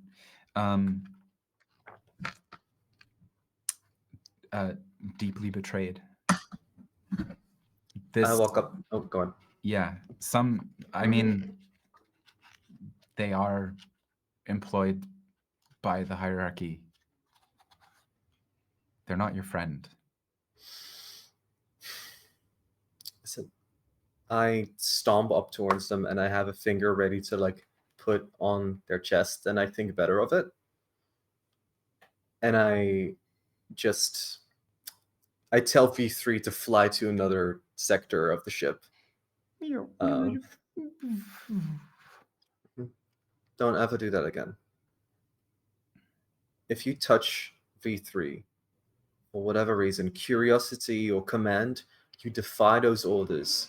Because here, this is my deck. This is where I call the shots. This is where I fix everything. This is where I spend 16 hours of a 24-hour day working, and then I spend another 6 flying an engine trying to save humanity, and maybe I get 4 hours of sleep. Maybe often I get 4 hours of nightmares. And V3 is the only fucking thing that can get anything but a tear or anything but a frustrated sigh out of me. And you don't mess with that. I don't care that it can't feel sad. I made it that way. I wanted it to stay that way. And the fact that you made it sad, tried to give it a glimpse of anything more, is not about discovery. It's about hurting me directly, about hurting our professional relationship. Do you understand that? I understand that have some illusions about how this engineering bay works, and that you have just perhaps said something that could be interpreted as a lie, because you are not the ranking officer in this room. You're not the head of engineering. And so it is not my order to take, but I understand there's an emotional problem between us. And I will allow our relationship to be professional. Succinct. Yes. And she turns away. And there's a sense of being really left alone as their psychic energy turns away as well. And something of like a company in the room goes quiet. I need a fucking cigarette. Let's move on. Who's next in obligation? I'll go next. I roll a 1d6. Let's see what happens. What are you rolling? Moon. Moon. Again, heartbreaking and despairing. Yeah, I was thinking when you said I have no pips and forgive, I was like, yeah, I I also have no. I'm not very forgiving either. That is a 4. A 4. So you're going to take 2 stress from this. Mildly more stressful. Incredible that interaction wasn't stressful, but as you rolled really, really poorly on this, right? You rolled A 1. a 1. I'm gonna offer you either harm or stress. I'll take a harm. Great. Your harm is secretly heartbroken. No. Is do I still have rattled from the mission? Okay. So you fill up your second level 1 harm slot. And you had the recovery thing from RP. You have one recovery pit. Yeah. Thank you. What is your obligation, Amelia Winsome, call sign Nexus? I think it's a complicated thing where she has this freedom now, but at the same time she still feels incomplete in a way, like she was an experiment, not even like a prototype, let's say. So she's trying to finish it, but on her own terms, if this experiment. So it mostly involves ignoring all responsibilities, and hanging out in the hangar in her engine, or with the other dormant engines now that there are 3 of them. And it's just trying to figure out, like, the concept of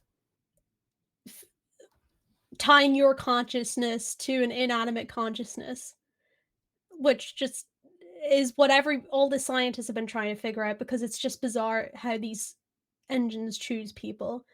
And I think she just ends up sitting in a lot of the cockpits of these things and isn't really so much as meditating as she is just, I don't know, throwing whatever she can at the wall and seeing what sticks. She's like tweaking herself in a way, like, oh, maybe I could do this better if I like twist this gear a fraction. Like she's figuring out the cable management, but the cable management is like her own nervous system, you know. um Wow. so yeah, that's, I think, what she's doing. She's in the middle of gearing herself up for this. There's 3 dormant engines in here. You're down from 4 to 3, even though you recovered an engine. There's Yeah. now, you went from 5 to 6 engines in the bay and from 4 to 3 working engines. And it was your engine that broke down or that went dormant. And you're starting to try to figure this out, and you hear the voice of someone who you know quite well, Dr. Alexander Ivanov.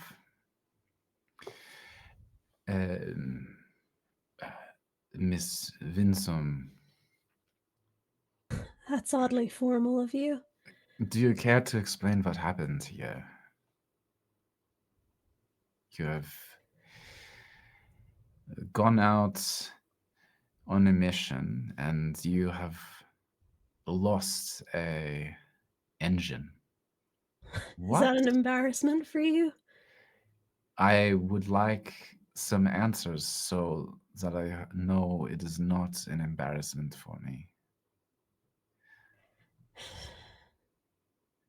I don't know what to tell you. I found the other engine, was able to Yes. carry it back, and the strain of carrying it may, I don't know. I know I'm supposed to be built for this interfacing, but What went wrong? Did you feel something? Do you have a strain? Do you have what? Give me your diagnostic report. Pulls out a little tablet and starts.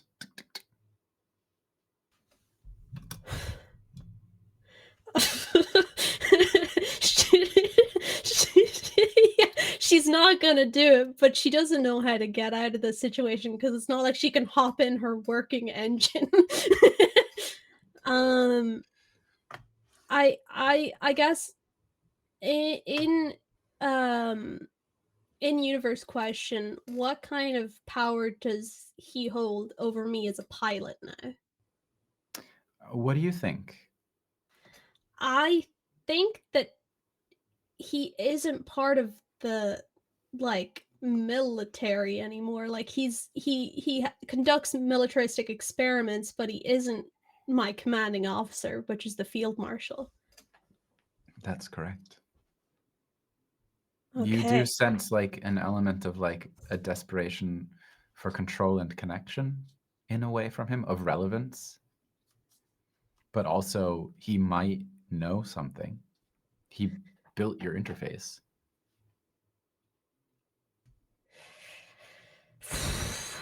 This is tricky. Okay. I think um ooh, I think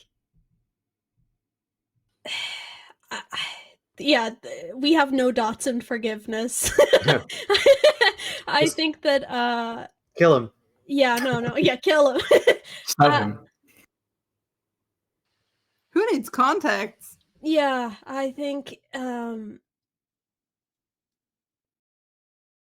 yeah, Amelia, he brings out all this stuff, and I think she just says, I don't think the hangar is a place for scientists, Mr. Ivanov. It's Dr. Okay. Dr. Ivanov. Mm-hmm. Sure.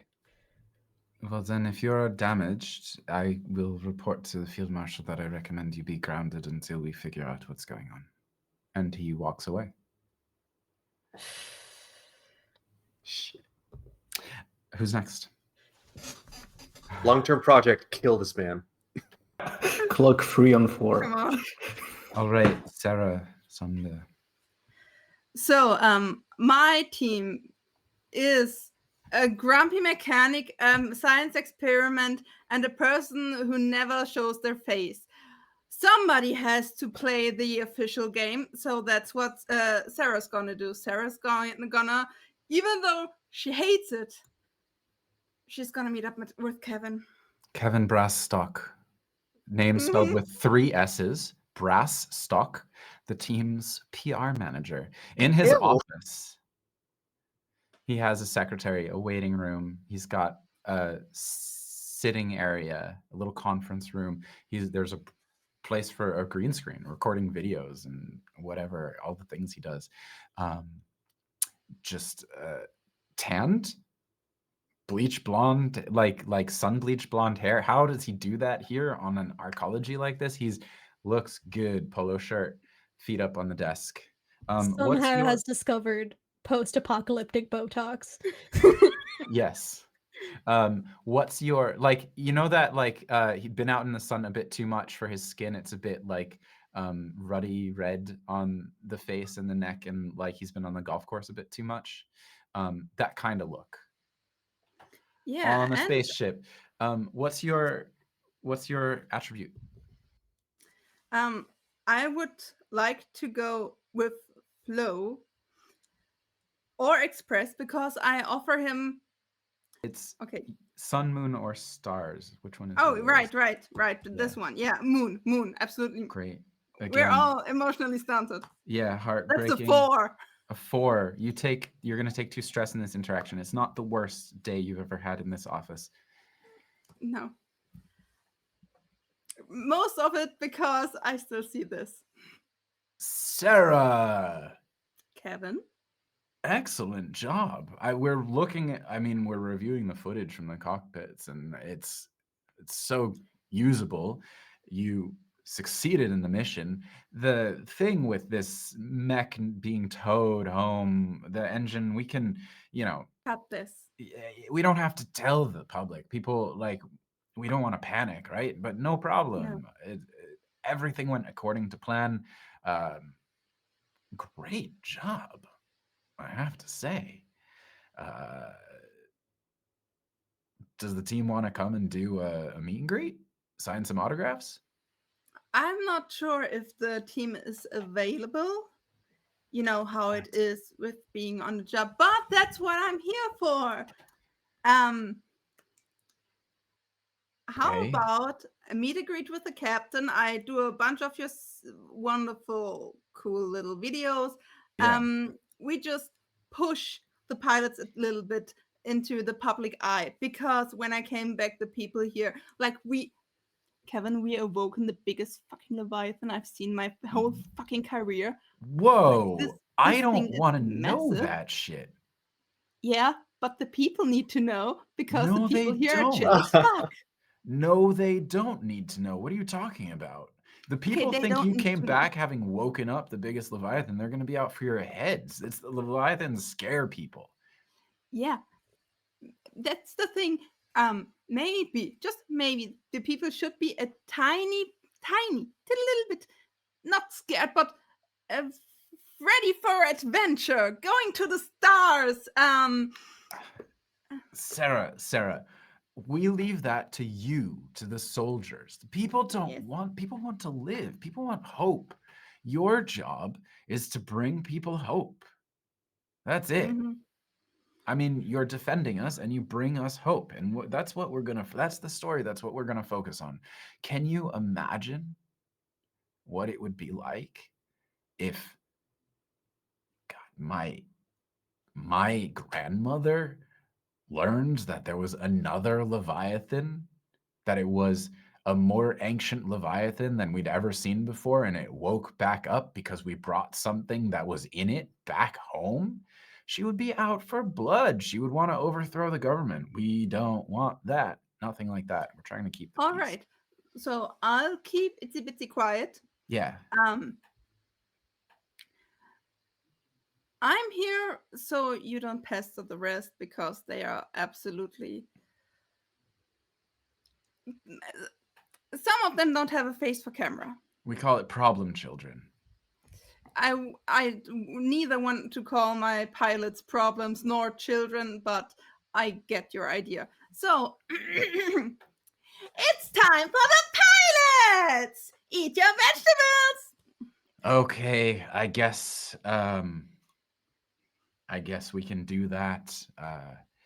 It is in there. We need to film some PSAs, but there is a reporter from the Daily who's been snooping around, and they are trying to get into places and meet your other pilots because we've been keeping them off of access. So I'm just letting you know other people want to know some stuff. I'm trying to control it, but I can't promise you everything. I'm letting them know. Maybe we can.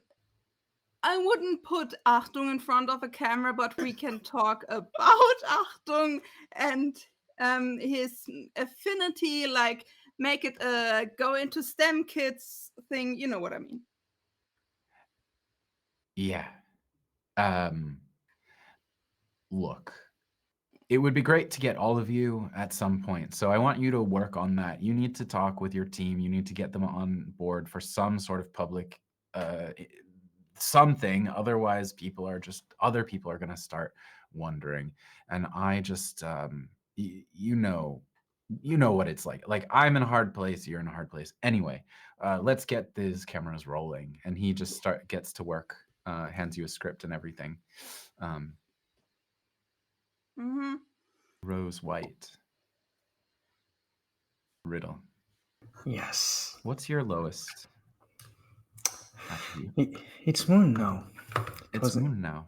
Yeah, it didn't used to be. It used to be my forte, but now it's my weakness. All right. Going to roll. It's a 3. It's a 3. You take 3 stress. What's your obligation? I think my obligation will be to report to my quote-unquote parole officer, Wolfgang Bloomberg. Yeah.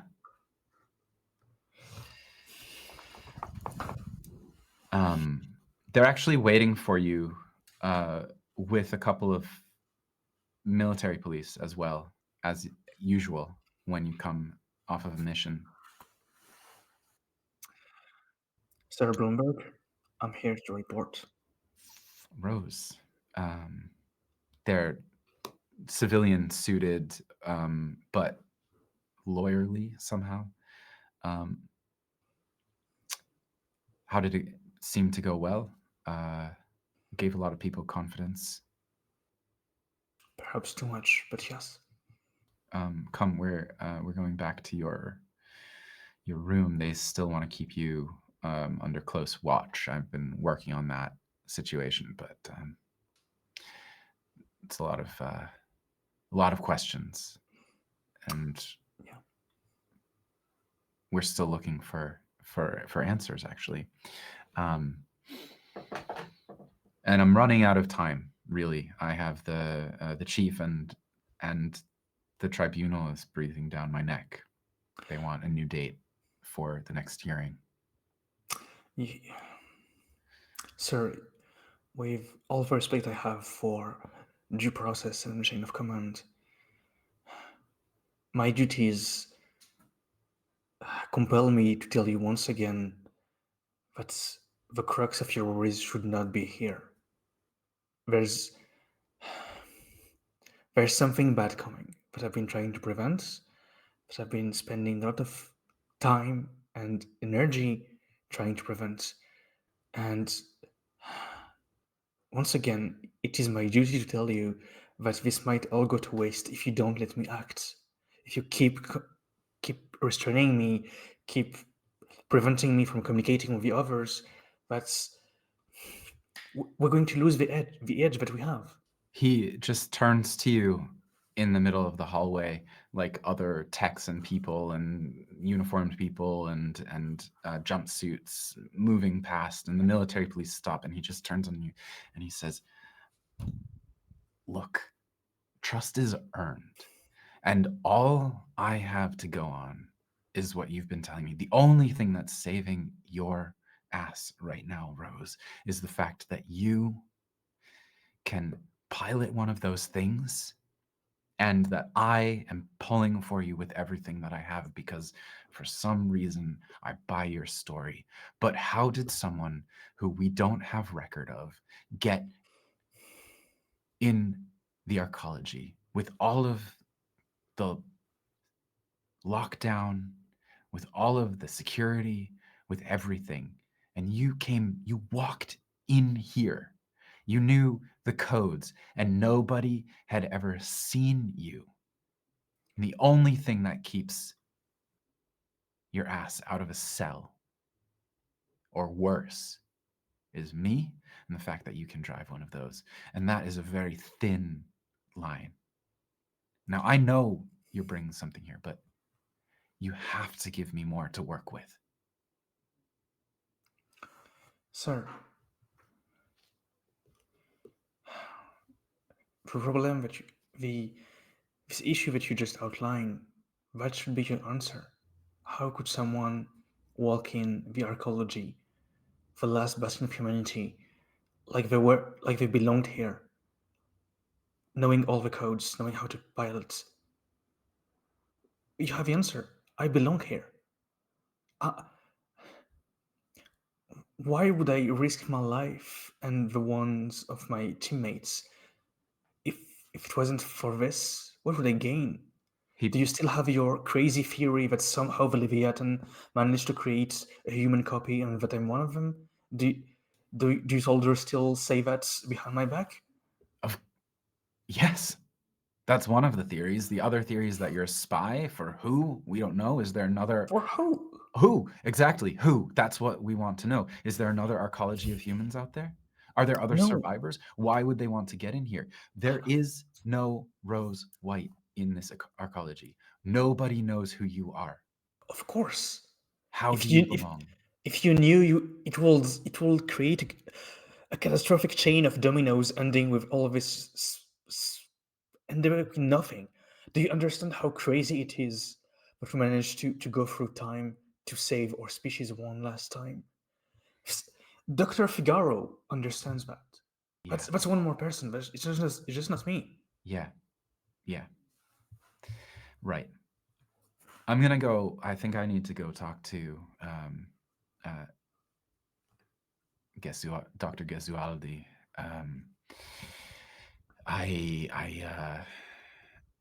That's Figaro's last name. Right.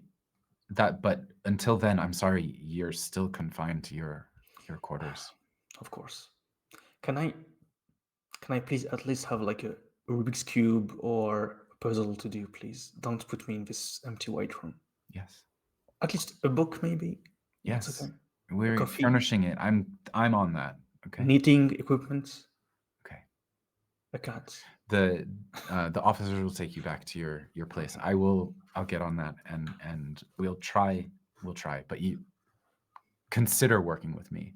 And he turns and walks away. Right, sir.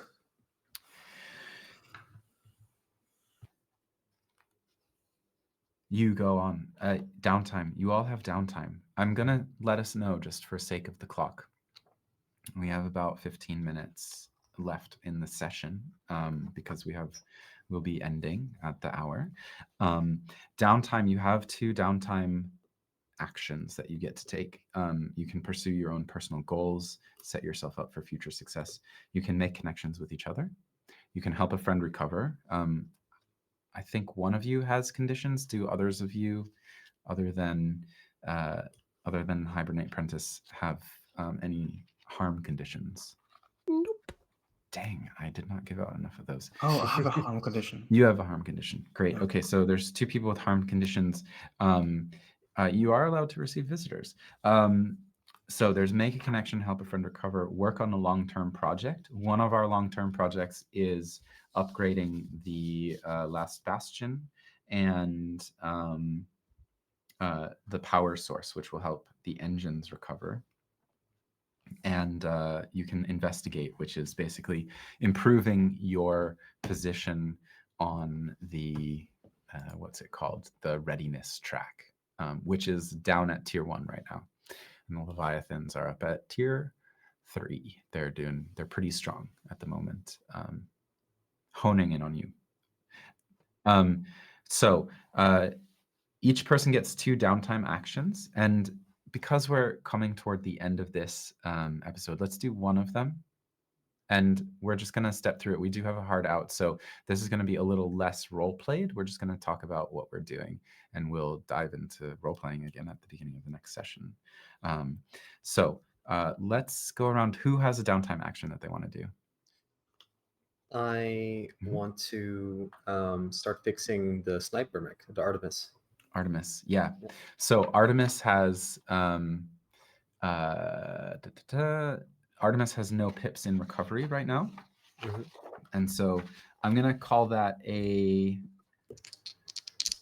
think that's a project basically with 4 pips, it's a clock with 4 slices in it.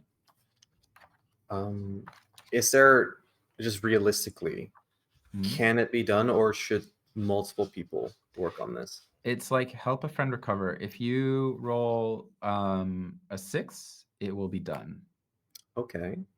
I have a veteran ability that lets me add +1 to all engineering rolls. And you have an engineering bay, which is +1 die to work on long-term projects. And I'm going to allow you in the engineering bay to add that die. I'm going to ask you to spend a stress for it because you're running across the ship to the berths. That's my little poisoned promise if you want to take it. Absolutely. And it will, it's like in between help a friend recover and a long-term project. Yeah. If I may interject, yeah. I was thinking of doing the observatory downtime, and this one would give +1 dice to recover engine missions. Oh, that's a mission, not a downtime. I'm sorry. That's the mission that you just did, basically. Okay. All right. Useless. Sorry. No I thought I was able to help you here. Yeah, it was a good idea.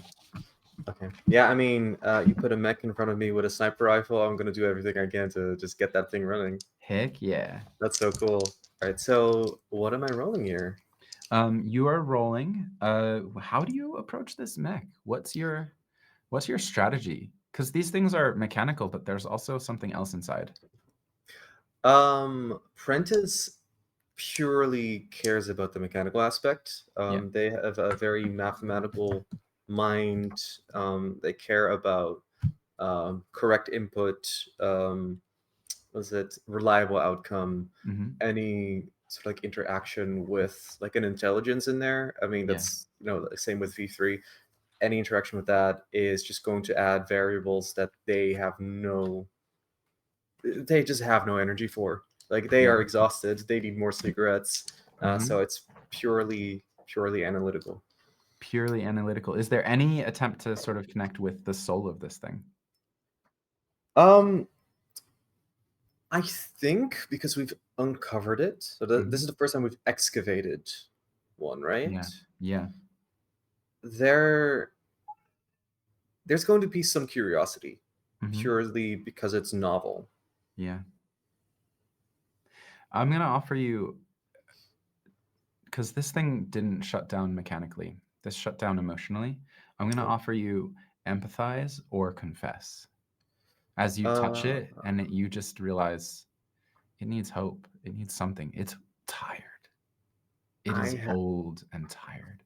Okay, so I have pips in neither, but I get 2 from the bay and from my ability, right? Yeah. Okay, I will take that risk. You can also get. You can also push yourself with 2 stress. That's true, but I have to declare it beforehand, right? Declare it now if you want. Yeah, no, I will. I'll take that stress. Great. I started the mission with 5, and now I'm up to 4. So basically, I'm better just off. Back in the work here.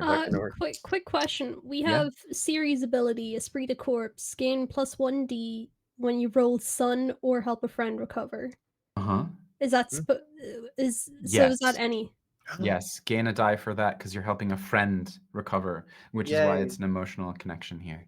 Yes, that's 4. Oh, that's 4 dice. Okay. Yeah. Yeah, I got a And I- brain. I can No, read. Good Thank call. thank you so much. Oh my god. So if I roll a 6, then Then it's it's good. all right, let's go. First 2. 2 and a 4. 6 and a 6. 2 6s. Critical success. Let's go.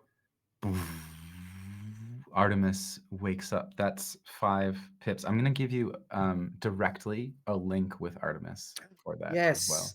Oh, where's my pen? As this thing, what do you confess to Artemis? As it basically, you hear this request in your soul of like, what hope is there left? I think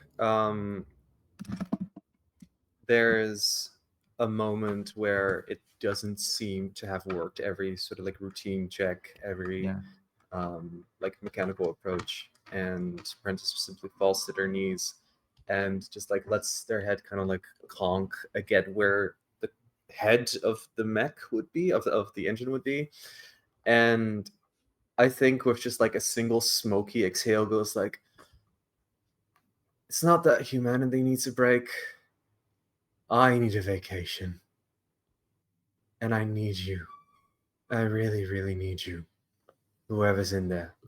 And I just kind of like hold a hand on it. And I think that kind of like, yeah, or and whatever. just the lights come back online after it's dormant, and it moves, and everyone in the engine in bay is what, like texts drop, toolkits and stuff like that as this thing starts to stand back up. Who's next? Because we're coming up at the clock here. I would like to investigate. Yes, this is make preparations. Yes. What are you doing? I think that I'm trying to use my ability to connect with the engines, but like figure out how that would work with Leviathans, Mm-hmm. since there's also this inanimate soul. sort You're of spending creation. time. You're spending time with the new engine. Yeah. Is unnamed. There's text like with jackhammers digging it out, and it has one arm sort of out of the rock. And I imagine that you like it's curled like this, and you can sit in the curl of that hand. Yeah, I think And I'm this- also freaking out because of the doctor's threat of Yeah. grounding me, and I'm like, oh god, if I'm not doing this, I don't know what I'm doing. And this thing has just like the stink of Leviathan on it. Mm. What are you trying to do with it? How are you reaching into this thing to understand its experience being trapped in a Leviathan for so long? I think that Nexus is like hiding here for like after hours as long as possible, does not want to be discovered, and ends up falling asleep. And Nexus has these reoccurring nightmares, which, like, some people have their teeth falls out, they're doing a test they haven't studied for. Nexus has reoccurring nightmares of her just going about her normal life, but suddenly, almost like a physical thing, a scream erupts from her throat, and she can't ever satisfy this need to stop no matter how loud, no matter how long she'll scream for, it's just unstoppable, and it'll never be, this need to scream will never be satisfied. And I think upon waking up, she realizes that that's kind of this feeling that these Leviathans have, of like this never satisfied, like missing this piece, constantly screaming. I want you to roll a confess for me. That's what it Okay. sounds like. I have nothing in that. Nothing in Moon, but I do get a 1 + 1d for investigating because I can't make connections with people. So you take 1 die. Do you Yeah. also You benefit could from take this? express as well. Express. I also don't have anything in Express, but Okay. if it's a sun, I get another die, right? Would you also benefit from Esprit de Corps? If it's a sun move. Oh, only sun move. Sun Oh, yeah. moves only in Transcendence, Ah, I see. I see. right? Um, Oh no, sorry. I just have to read that one more time. This is a different thing that you're referencing. this is series abilities. Series ability. Yeah. Yeah, gain +1d when you roll sun. So there you go. If you take it as express. Yeah, I'll As take you- it as Express. So I get 1 for investigation, 1 Yeah. for So sun. two dice. Okay, let's go. That's a 3. It bumps up two segments into tier 2. So the first dot of tier 2 is You're welcome, humanity. you're a little bit more ready. But what happens, because we can't go deep into this, is it's sort of like the end of episode of like you fall in asleep in its hand and its hand closes around you and creates almost like an isolation chamber in darkness for you. And in that space, all of a sudden you open your eyes and there's light in there. And that's when we leave your character, and we're going to resolve that dream when we come back. Let's jump to either Sarah or Rose. What's your first downtime action? I can take it. 5 minutes. First downtime action will be simple. Just be to heal. Yeah. Heal my to rest and heal my my condition. You need a friend to help you do that. You can't do it for yourself. Oh crap. Okay. It's help a friend recover. Okay. You can make a connection, help a friend recover, or investigate. You're technically confined to your quarters, but you can do any of these things. In that case, I think if you're happy with this, I'm going to delay until next time. Just we'll delay you until next time. Yeah. So Sarah. I'm a good little media slave, so I will also do investigate and help the people find new hope. Get ready. Oh my God. Place your faith in us. Eat your We are vegetables. always here for you. Just believe in yourself. Don't For think the- about death. This is For the glory of mankind. I'm gonna offer you. This is either express or flow. Express is like you're putting your heart into it, and flow is like I'm just getting through this, and like you're kind of shutting off your ego in a way. I would have more dice in Express, but I have to go with Flow. This is her job. This is not what she You can push yourself and take 2 steps. Oh yeah, I would love to push myself. Okay, with pushing myself, I get a 5. A 5. We get 3 more segments on our readiness for tier 2. So that puts us at 1, 2, 3, 4. We have 1 empty pip until the end of tier 2, and then tier 3 would be the next one. So if you get 2, you'll be in tier 3 readiness. That ends. So the episode closes out. Your Artemis wakes up as Hibernate Prentice is sort of standing on top of the outside of this golden engine as it stands up. Elsewhere in the engine bay, techs are sort of like standing around this hand that has suddenly closed around Amelia Winson, sorry.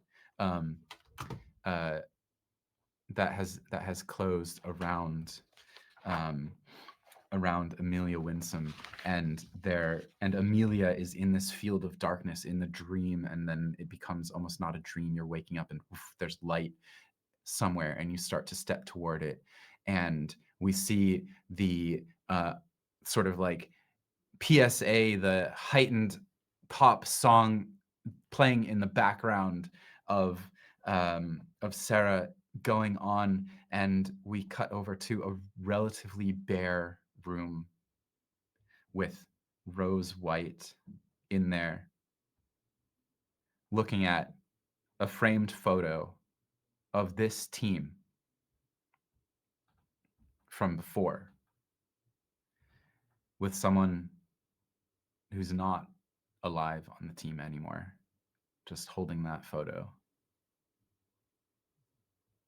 puts it away.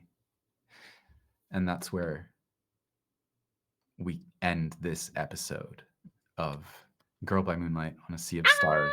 Ah, Everyone hold Wow. hands. Hold hands. Holding anime hands. ending. You did it. So, thank you everyone for joining us. We're coming back on.